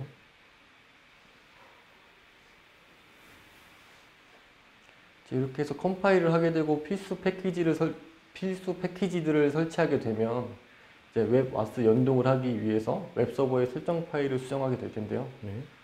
한번 지켜보시죠. 지금도 계속 컴파일 작업 중인데 한 몇 프로 정도 된 건가요? 아직 20% 정도 아, 되는데요. 지금 20%인가요? 실제 지금은 설정 파일을 바꾸고 있지만 실제 컴파일을 하는 과정들은 어쩔 수 없이 소모되는 시간이기 때문에 네. 숙련된 엔지니어라고 하더라도 단축될 수 없는 시간이고요. 이런 그렇죠. 설정 파일도 마찬가지로 내가 어떤 웹서버가 받으면 어디로 넘기겠다라는 설정을 해야 되기 때문에 네. 단축할 수 없는 시간이겠죠. 그리고 서버의 대수만큼 동일하게 수행해야 되는 반복적인 작업입니다. 네. 웹 시스템 데모 영상이 상당히 긴데 네. 자, 그러면 절차에 대해서 한번 네. 요약을 해주시죠. 이게 영상으로만 봐도 편집된 영상으로만 봐도 너무 길기 때문에 네. 저희가 VM에서 웹아스를 구성하는 절차를 텍스트로 준비해 봤는데요. 네. 실제 아까 보셨던 것처럼 각종 소스를 다운로드 받고요. 네. 서버에 올려서 컴파일하고 웹아스 연동에 필요한 설정을 이쪽에 수정하게 될 거고요. 그리고 이 밑에 톰캣에서 어플리케이션을 배포하기 위해서 server.xml을 수정하고 네. 웹아스를 기동하게 될 겁니다. 그리고 이런 절차들은 VM 대수만큼 반복적으로 수행하게 되겠죠. 그렇죠. 대수만큼 반복된다. 그렇기 때문에 숙련된 엔지니어라고 하더라도 사람의 실수가 있을 수 있고 특정 설정이 누락될 가능성이 많겠죠.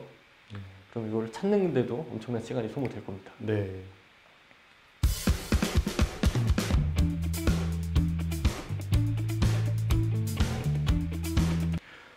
자, 그러면 컨테이너 환경에서 테스트 구성도에 대해서 한번 설명해 주시죠.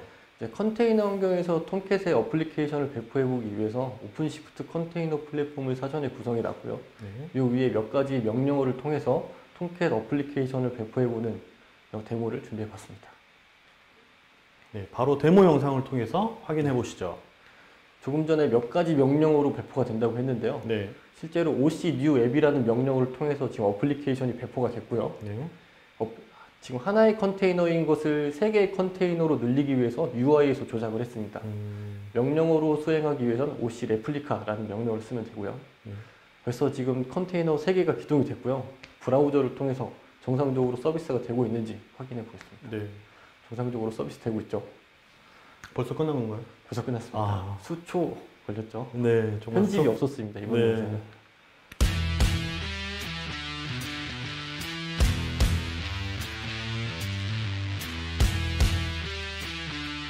자, 그러면 VM과 컨테이너 결과가 나왔는데 요약을 한번 해주시죠. 예, 실제 VM과 컨테이너에서 웹아스를 구성하기 위해서 가장 큰 차이점은 속도인데요. 네. 실제 VM 환경에서 구성하기 위해선 게스트 OS를 설치하고 그렇죠. 설치 파일을 업로드해서 웹아스 설정 변경을 해야 되지만 네. 컨테이너 환경에서는 몇 번의 명령어만으로 실제 서비스가 배포되는 것을 확인했고요. 서비스를 확장하기 위해서도 VM 환경에서는 웹아스 모든 설정을 변경하고 서비스를 내렸다 올려야 하는 이런 단점이 있지만 컨테이너 플랫폼 위에서는 클릭 또는 한 개의 명령어만을 통해서 컨테이너 개수를 손쉽게 빠르게 확장할 수 있는 것을 확인해 볼 수 있었습니다. 네.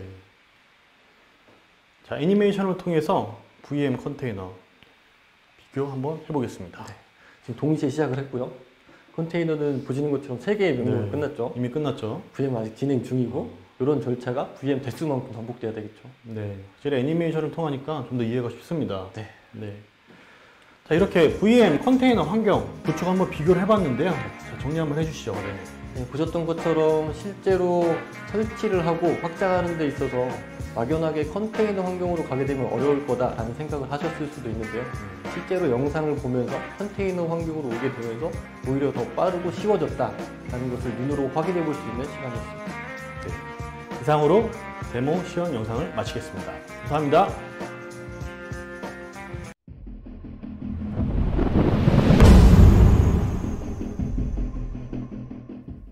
네, 바로 데모 자료까지 보셨고요. 이제 다음으로는 컨테이너와 개발자에 대한 개념 영상인데요. 이제 컨테이너가 도입되면서 운영과 개발 환경에 있어서 획기적인 변화가 있었습니다. 이번 영상을 통해서 확인하실 수 있습니다. 개발자는 PC에서 애플리케이션을 개발합니다. 개발된 애플리케이션을 개발 서버에 배포하고 테스트합니다. 테스트 서버에서 문제가 없으면 운영 서버에 배포합니다. 대부분의 기업 환경에서 개발 PC, 테스트 환경, 운영 환경이 OS가 다르고 상태도 다릅니다. 환경에 따라서 애플리케이션이 다르게 동작할 수 있고 이러한 환경의 문제를 해결하는데도 많은 시간과 노력이 필요합니다.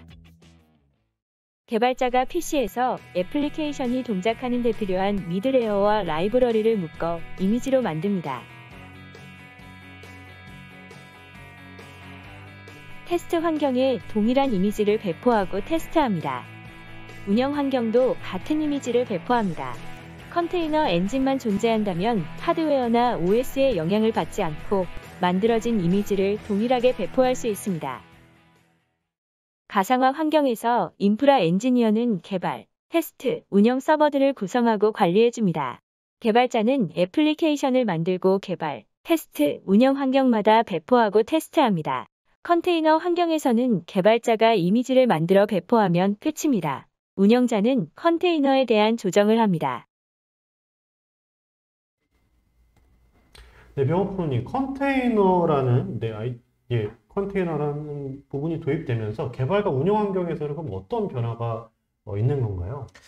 네. 기존에는 개발, 테스트, 운영, 환경의 설정을 통일시켜야 하고, 물론 통일시켜야 하지만 네. 조금씩은 다를 수 있습니다. 그리고 그렇기 때문에 이런 환경 차이로 인한 배포에 문제가 될 수 있었습니다. 하지만 예를 들어 개발 테스트 서버에서는 잘 되던 어플리케이션이 배포 환경에서는 잘 안 될 수 있고 그렇거든요. 하지만 컨테이너 환경에서는 이러한 환경적인 것들까지 이미지에 포함되어 컨테이너가 기동되기 때문에 환경 차이로 인한 배포, 이러한 이슈가 많이 대폭 줄어들었습니다. 네, 이렇게 컨테이너가 개발, 운영 환경을 변화했다라고 요약을 해주셨고요. 다음으로 관련된 데모 자료를 보실 텐데요. 여기에는 저희가 이제 퀴즈가 준비되어 있습니다. 서비스가 정상인 걸 확인하는 컨트롤 프로브는 무엇일까요? 네, 이번 데모 자료를 보시면 확인을 할 수가 있습니다. 자, 컨테이너 상에서 서비스 무중단, 배포 방법 비교에 대한 자료 바로 보시죠. 네, 안녕하세요. 오픈마루 클라우드 사업팀의 박진영입니다. 안녕하세요. 오픈하루 클라우드 서비스팀의 최범근입니다. 네, 컨테이너 상에서 서비스의 무중단, 배포 방법 비교 데모에 대한 발표를 시작하겠습니다. 중단 없이 배포한다는 게 도대체 어떤 이점이 있는 건가요? 예, 실제 이제 기업 환경에서 보통 배포 시간을 18시 배포, 그리고 민감한 업무인 경우에는 뭐 새벽 시간 배포 이런 그렇죠. 식으로 적용을 하고 계실 것 같은데요. 그렇죠. 실제 같이 지금 이제 살펴보게 될 무중단 배포 방법을 한번 살펴보고요. 이제 무중단 배포가 구현이 됐다고 하면 업무 시간에도 이제 배포가 가능해지는 이런 상황들을 한번 같이 살펴보겠습니다. 네, 업무 시간에도 배포가 가능하다라고 요약을 해주셨고요. 그럼 먼저 VM 환경 테스트 구성도에 대해서 한번 설명해 주시죠. 네, 일반적인 서비스 아키텍처인데요. 네, 이제 물리 장비 위에 가상화를 올리고요. 그 위에 게스트 OS, 그리고 그 위에 서비스를 할 수 있는 엔진을 올리게 됩니다. 이런 상황을 저희 테스트 환경에서도 동일하게 구성을 했고요. 네, 이제 컨테이너 환경의 구성도를 한번 살펴보겠습니다. 네, VM 환경 테스트 간단히 요약해 주셨고요. 네. 바로 컨테이너 환경 테스트 구성도도 한번 설명해 주시죠. 네, 일단 컨테이너 환경에서는 이제 오픈시프트가 설치되고 그 위에 컨테이너가 바로 올라가기 때문에 게스트 OS가 생략됐다라는 차이가 있고요. 그 위에 컨테이너에서는 동일한 어플리케이션을 올리게 될 겁니다. 네, 이렇게 좀 가상화 대비 컨테이너 환경 테스트 구성도를 한번 설명해 주셨고요. 네.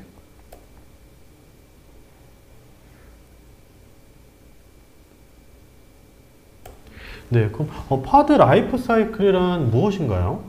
일단 무중단 배포를 구현하는 걸 같이 보기 전에 네. 이제 컨테이너 환경에서 이제 파드의 라이프 사이클에 대해서 좀 알아볼 필요가 있는데요. 일단 컨테이너에는 크게 세 가지 상태가 있는데 웨이팅, 러닝, 그리고 터미네이티드입니다. 이제 무중단 배포를 구현하기 위해서는 이제 컨테이너가 러닝으로 되기 전에 웨이팅 상태에서 이제 특정 URL 혹은 특정 서비스가 정상적인지 확인을 하고 러닝으로 넘겨줘야 되고요. 네, 그리고 이제 지금 돌고 있는 트랜잭션을 정상적으로 완료한 뒤에 터미네이트 되도록 하는 이런 설정이 추가되어야지 무중단 배포가 가능합니다. 네, 무중단 배포가 되기 위해서 네. 설명을 해 주셨고요. 그 무중단 배포 구현을 위해서는 어떤 배포에 대해 설정을 해야 되나요?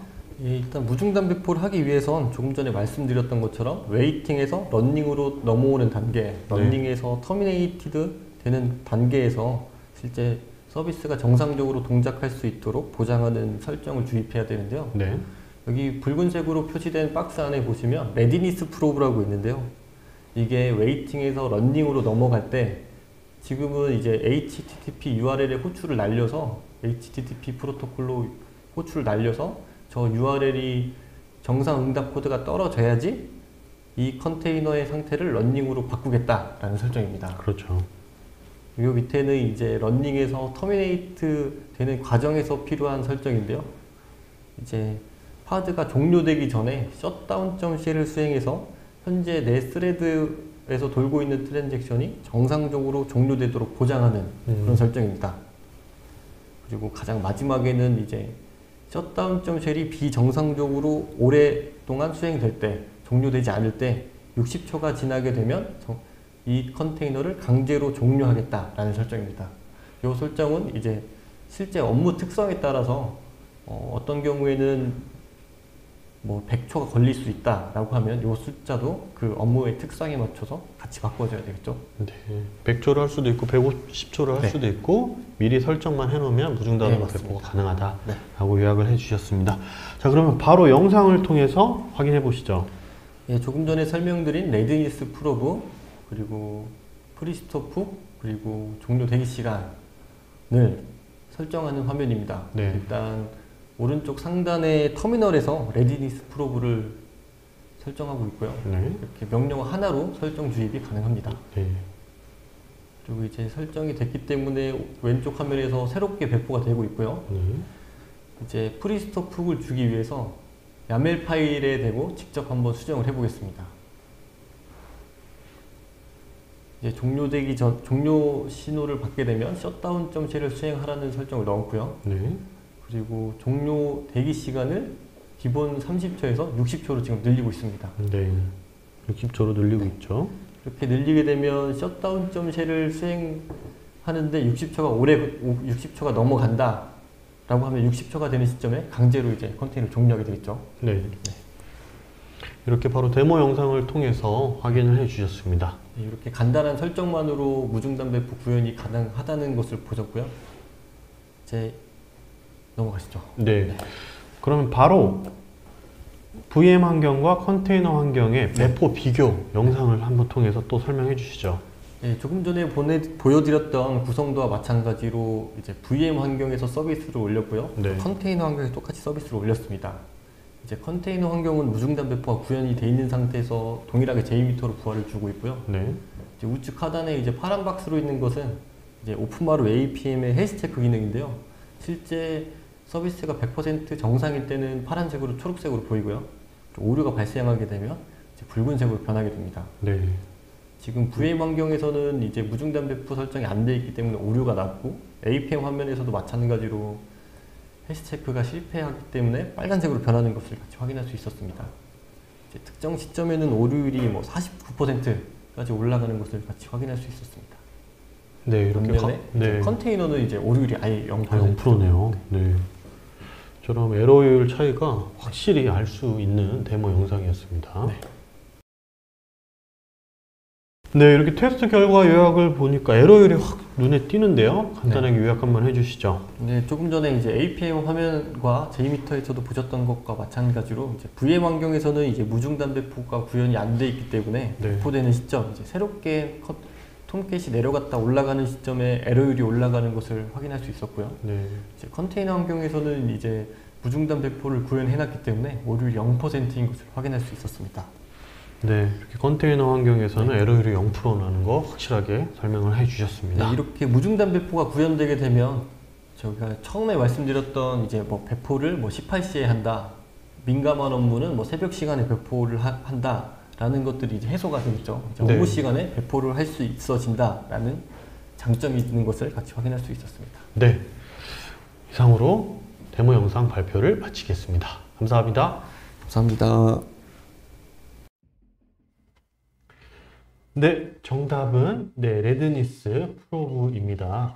지금 정답을 좀 이렇게 앞에 맞추신 분들은 저희가 이제 스타벅스 텀블러를 하나만 한 분에게 한 분씩 드리기 때문에 중복으로 못 드린다는 점 양해 부탁드리고요. 그 이후에 선착순 두 분에게 저희가 텀블러를 보내드릴 수 있도록 하겠습니다. 자, 다음으로 마이크로 서비스 이제 데모를 보실 텐데요. 여기에서도 저희가 마지막 퀴즈가 준비되어 있습니다. 퀴즈는 새로운 버전의 소프트웨어를 배포할 때 위험을 줄이기 위해 변경사항 일부를 사용자에게 먼저 내보내는 배포 방법은 무엇일까요? 영상을 보시면 확인하실 수가 있습니다. 바로 시청하시죠. 네, 안녕하십니까. 오픈마루 클라우드 사업팀의 박준영입니다. 안녕하십니까. 오픈나루 클라우드 서비스 팀의 최봉근입니다. 네, 오늘 마이크로 서비스 아키텍처에 대한 데모 발표를 해주실 텐데요. 이 마이크로 서비스 아키텍처 어플리케이션은 도대체 어떻게 동작하는 건가요? 네, 그 마이크로 서비스 어플리케이션이 실제로 어떻게 동작하는지 보여드리기 위해서요. 네. 이스티오 프로젝트에서 튜토리얼 어플리케이션으로 제공하는 북인포라는 어플리케이션을 실제로 배포해보고 이 어플리케이션이 어떻게 동작하는지 네. 살펴볼 수 있는 데모를 준비했습니다. 네, 실제로 이제 배포해보는 거죠. 이거는 이제 쿠팡 사례인 거죠? 이것도 한번 같이 설명해 주시죠. 네, 쿠팡은 지금 오른쪽에 보이는 이런 단점들 때문에 네. MSA로 전환했다고 하는데요. 네. MSA로 전환하기 전에는 이런 단점들이 있었죠. 네. 부분 장애가 이제 전체 장애로 이루어지는 상황이 생겼었고요. 그리고 서비스의 부분적인 스케일아웃이 불가능했죠. 하나의 큰 어플리케이션이기 때문에 네. 결제 업무에만 사람이 몰린다고 하더라도 특정한 모듈만 스케일아웃 할 수 없는 상황이 됐습니다. 그렇죠. 방금 마이크로 서비스 아키텍처 도입 전에 대한 단점을 설명해 주신 거고요. 자, 그러면 도입하고 나서는 뭐가 달라졌나요? 이제 MSA로 전환하고 나서는 네. 여기 보이시는 화면처럼 이런 빨간 박스 하나하나가 각각의 마이크로 서비스거든요. 그렇죠. 마이 페이지, 장바구니, 결제, 카테고리 네. 이런 각각의 마이크로 서비스로 구성했기 때문에 네. 여기 보이시는 장점처럼 부분적인 장애가 전체 장애로 이루어지지 않았고요. 그리고 서비스를 부분적으로 스케일 아웃하기 네. 쉬워졌습니다. 그리고 각각의 고유한 어플리케이션이기 때문에 각각의 업무별로 신기술을 적용할 수 있는 여지도 더 많아졌고요. 그렇죠. 장애난 부분만 해결하면 되는 거잖아요. 그렇죠? 맞습니다.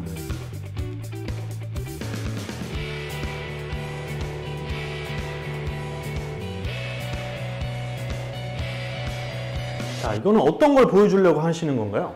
예, 저희가 배포한 북인포 어플리케이션의 구성인데요. 네. 그러니까 쿠팡에서도 보셨죠? 이런 빨간 박스 하나하나가 각각의 마이크로 서비스로 구성되어 있고요. 그렇죠. 자, 그 다음은 어떤 사진이죠? 네, 이런 각각의 마이크로 서비스별로 각각의 다른 언어로 작성이 되어 있습니다. 그리고 서비스의 흐름은 이렇게 되어 있죠. 메인 네. 페이지에서 받아서 각각의 백엔드 서비스로 호출해서 네. 최종적으로 메인 화면에서 보여주는 이런 구조로 구성되어 있습니다. 네.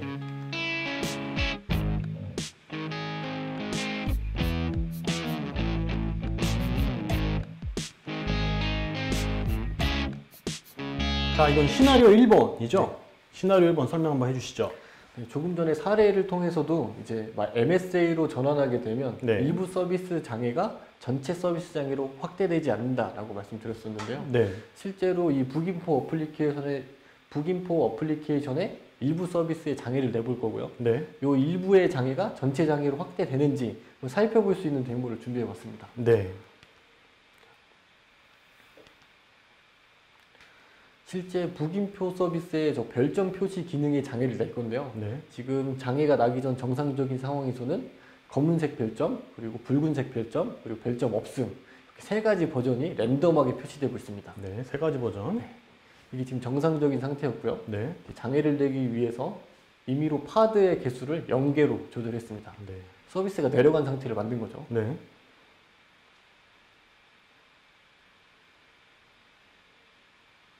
터미네이팅 되고 있고요. 네. 이런 상황에서 리프레시하면 어떻게 돼야 정상일까요? 어떻게 될까요? 한번 보겠습니다. 네. 리프레시를 했죠. 네. 이제 별점만 보이지 않는 상태로 나머지 화면들은 정상적으로 이제 서비스가 나머지는 되고 그 부분만 지금 예, 안 보이는 맞습니다. 거고요. 별점만 안 보이는 상황이 되는 거죠. 네. 일부 서비스의 장애가 전체 서비스의 장애로 확대되지 않은 것을 확인할 수 있었습니다. 네. 마이크로 서비스 아키텍처의 큰 특징이네요. 네. 네. 그리고 키알리를 통해서 이제 전체 서비스 흐름에서 어디에 장애가 있었는지 확인할 수 있는 부분이고요. 네. 시각화를 바로 할 수 네. 있네요. 맞습니다. 마이크로 서비스의 흐름을 시각화할 수 있는 화면입니다. 네. 그리고 예고를 통해서도 각 구간별 트래픽 모니터링이 가능한 상황이고요. 네.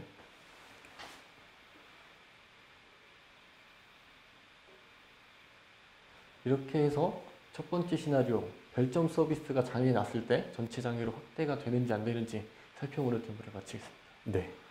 첫 번째 시나리오 보셨습니다.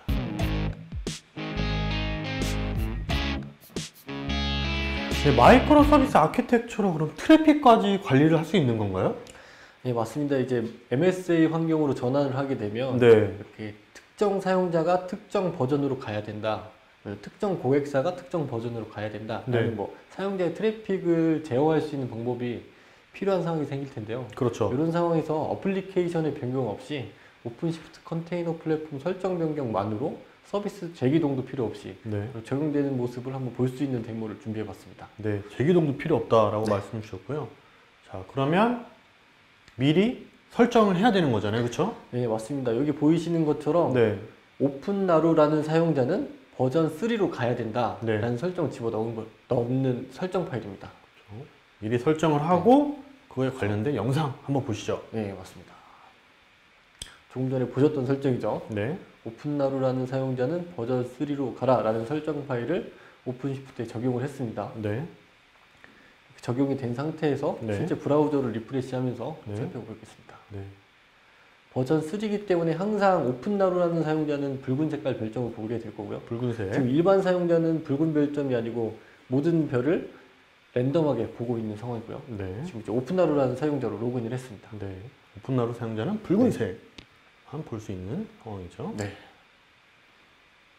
그렇죠. 계속 리프레시를 한다고 하더라도 네. 붉은 색깔 별만 볼 수 있는 것을 확인할 수 있죠. 그렇죠. 이런 식으로 어플리케이션 변경 없이 오픈시프트 설정만으로 이제 사용자의 트래픽을 제어할 수 있다라는 것을 확인할 수 있는 데모였습니다. 네. 시나리오 네. 이까지 확인이 되었고요. 네.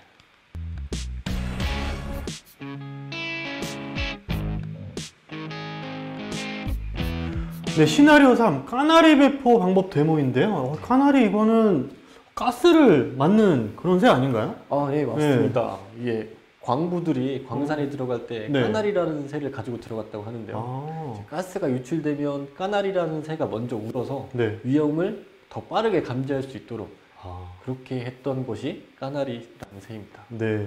그래서 배포 방식에서도 까나리 배포라고 해서 네. 일부 뭐 실험적인 기능이나 뭐 위험한 기능, 새로운 버전이 릴리즈 됐을 때 네. 일부 사용자들이 이제 까나리가 돼서 먼저 배포가 되는 거죠. 네. 그래서 일부 사용자들을 먼저 보내놓고 여기서 까나리가 울지 않으면 점진적으로 확대해서 전체 사용자를 보내는 이런 것이 까나리 배포라고 할 수 있습니다. 네. 미리 확인하는 거죠. 위험을 예, 감수하고.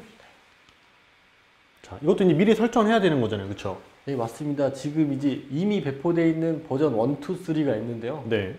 지금 저희는 이제 특정 상황을 가정해서 네. 90%의 사용자는 버전 1으로 가고 네. 10%의 사용자만 버전 2로 가고 버전 3는 아무런 사용자도 접근할 수 없도록 이렇게 설정을 한번 해봤습니다. 네. 1, 2, 3 버전이 지금 다 다른 상황인 거잖아요. 네네네. 그렇죠? 자, 바로 영상을 통해서 자세히 한번 확인해 보시죠. 네.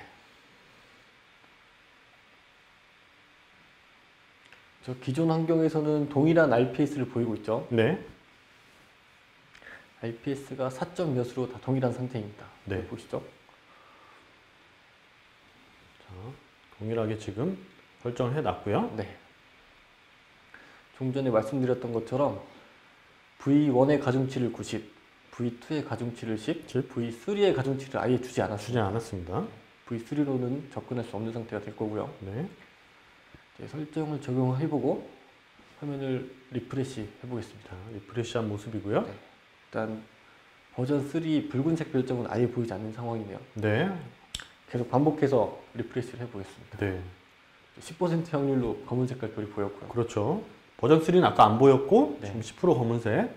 지금 RPS를 보면 아직 네. 시간이 많이 흐르지 않아서 네. 기존에 버전 3의 접속 기록이 남아 있어서 아. 버전 3 RPS가 0으로 떨어지지 않은 상황이고요. 네. 조금 더 반복해서 한번 시도를 해보겠습니다. 네. 이렇게 되면 계속 떨어지고 있고 비율도 9대 1대 0이 맞춰진 상황이죠. 네. 아까 설정한 값이 네. 딱 예, 보이네요. 정확하게 9대 1대 0은 아니지만 네. 조금 더 건수가 많아지면 9대 1대 0에 근접하는 수치가 나오겠죠. 네. 이렇게 해서 어플리케이션 변경 없었고요. 컨테이너 플랫폼의 설정만으로 이렇게 까나리 배포를 하는 방법을 데모로 살펴봤습니다. 네. 자, 이렇게 시나리오 이제 3을 보았는데요. 간단하게 네. 예, 결론을 내려주시죠. 일단 MSA 환경으로 가야 된다 뭐 네. 이런 얘기는 많이 들어보셨을 것 같은데 네. 실제로 MSA 환경에서 어플리케이션이 어떻게 동작하는지 저희가 시나리오를 통해 살펴봤고요. 네. 그리고 MSA 환경에서 어떻게 배포하고 어떻게 사용자의 트래픽을 제어할 수 있는지도 네. 데모를 통해서 한번 살펴볼 수 있었습니다. 네. 이상으로 마이크로 서비스 아키텍처에 관련 데모 발표를 마치겠습니다. 감사합니다. 감사합니다.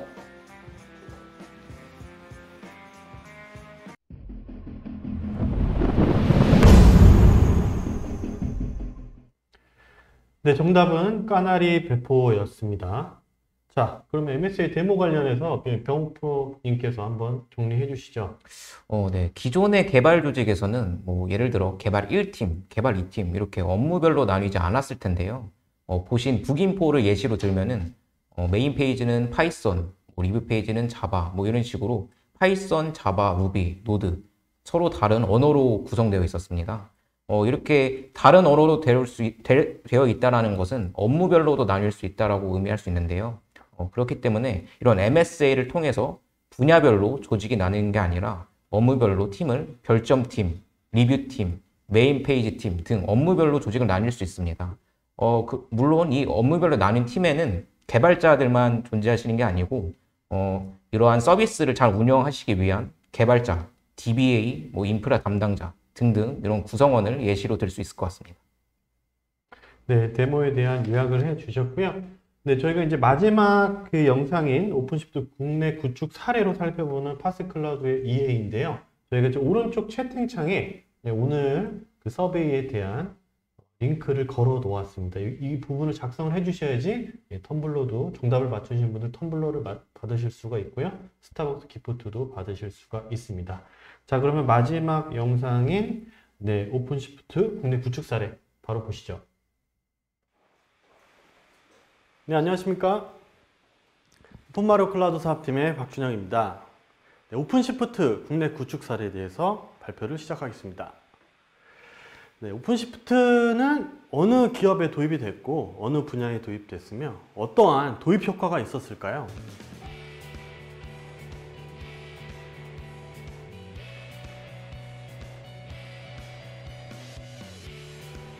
네, 먼저 IHS 리서팅 마케팅 서치 펌에서 컨테이너 플랫폼 시장 점유율을 조사를 했습니다. 여기 보이시는 것과 같이 레드햇이 점유율이 무려 44%인 걸 확인할 수가 있고요. 그 뒤에 나오는 도커와 렌처 등이 따라오고 있는 모습을 확인할 수 있습니다. 네, 이렇게 오픈시프트는 금융권, 공공, 통신, 제조에도 도입이 되었는데요. 특별히 이제 금융권에서는 채널계와 계정계 모두 도입됐고 대외계에서는 글로벌 뱅킹 시스템 구축에 있어서 오픈시프트가 도입되었습니다. 또한 공공에서는 정부 표준 그룹웨어와 자동자원 확장풀을 통해서도 도입이 되었으며 도시 문제 해결하는 프로젝트에서도 오픈시프트가 도입되었습니다. 그 밖에 제조에서 생산 라인을 운영하면서 나오는 데이터를 가지고 데이터 분석하는 데 있어서도 오픈시프트가 도입되었으며 특히 통신에서는 모바일 환경에 있어서 빠른 어플리케이션 구축을 위해서도 오픈시프트가 도입되었습니다.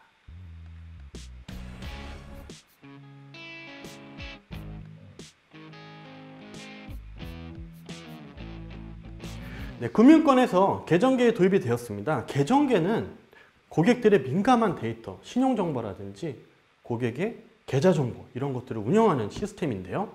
여기에도 오픈시프트가 프라이빗 클라우드로 구축이 되어서 안정적으로 운영이 되고 있으며 앞서 설명드린 대외계, 정보계에도 도입되었습니다. 채널계는 챗봇과 어플리케이션, 고객과 소통할 수 있는 창구인데요. 도입되기 전에는 2, 3일 동안 온라인 서비스만 운영하더라도 장애가 발생하고 많은 부하가 있어서 운영이 어려웠었습니다. 하지만 오픈시프트 도입돼서 총 운영 비용을 47%나 절감할 수 있었습니다.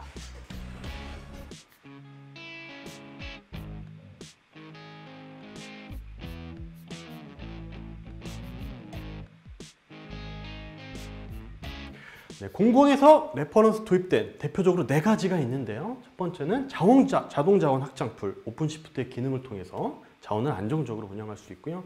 클라우드 네이티브 어플리케이션을 위해서도 오픈시프트가 도입되었습니다. 뿐만이 아니고 도시 문제를 해결하는 프로젝트에도 오픈시프트가 도입되었으며 정부 그룹웨어 표준을 위해서도 도입이 되었습니다. 예전에 그룹웨어 같은 경우는 정부기관에서 이용하는 전자결제라든지 메신저 역할을 하고 있는데요. 예전에는 정부기관마다 외교부, 기상청, 통계청마다 각각의 그룹웨어를 쓰다 보니까 각 정부기관별로 소통하기가 매우 어려웠습니다. 하지만 오픈시프트 파스의 사스 형태로 공급을 하게 되면서 정부기관들이 원활하게 소통할 수 있었고 유지보수도 쉽게 할 수 있었습니다.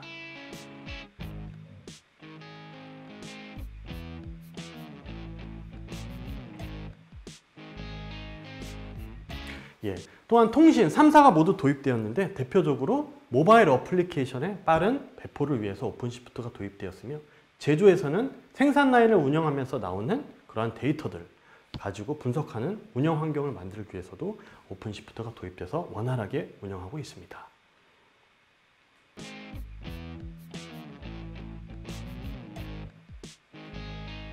이처럼 오픈시프트는 국내뿐만이 아니고 해외에서도 점유율 1위를 달리고 있는데요. 1000개 이상의 고객사가 지금 이용 중에 있으며 AI라든지 빅데이터 분석을 위해서 도입이 되고 있습니다. 특히 포춘의 100대 기업 중에서 50% 이상의 고객들이 오픈시프트를 통해서 안정적으로 운영하고 있습니다. 네, 앞에 오픈시프트와 이제 오픈시프트 레퍼런스 설명을 드렸는데요. 뒤에 나오는 데모 영상 등을 가지고 오픈시프트에 대해서 좀 더 자세하게 소개해 드리겠습니다. 감사합니다. 네이티브 3차 워크샵 마지막 영상 자료까지 보았습니다. 네, 그러면 이제 저희가 에어팟 좋은 질문 해주신 한 분 에어팟을 결정을 했는데요. 병호 프로님 어떤 분이죠? 네, 좋은 질문들을 많이 해주셔가지고 네. 좀 고르기가 쉽지 않았는데요. 네, 유튜브 계정이 승준리라고 되어 있으신 분이시거든요. 질문하신 게 컨테이너 환경의 MSA의 장단점을 질문을 주셨습니다. 그래서 저는 이 질문이 가장 좋았던 것 같습니다. 네, 저희가 자체적으로 투표를 했는데 승준리님으로 결정이 됐습니다. 에어팟을 보내드리겠습니다. 저희 회사 법인폰으로 성함과 핸드폰 번호를 남겨주시면 저희가 연락을 드리고요. 저희가 지금 오른쪽 채팅창에 지금 설문지를 작성할 수 있는 링크를 계속 드리고 있습니다. 여기 서베이를 작성을 해 주셔야지 저희가 스타벅스 선물로 당첨되신 분들 드리고 쿠폰도 보내드리고 있습니다. 저희가 2시간 가까이 진행이 되었는데요. 병호 프로님 마지막으로 간단하게 소감 한 말씀 해주시고 마치도록 하겠습니다. 네, 저희도 이렇게 컨테이너 정보, 쿠버네티스, 오픈시프트 이런 정보들 알려드리는 뿐만 아니라 저 또한 많이 공부가 됐던 것 같습니다.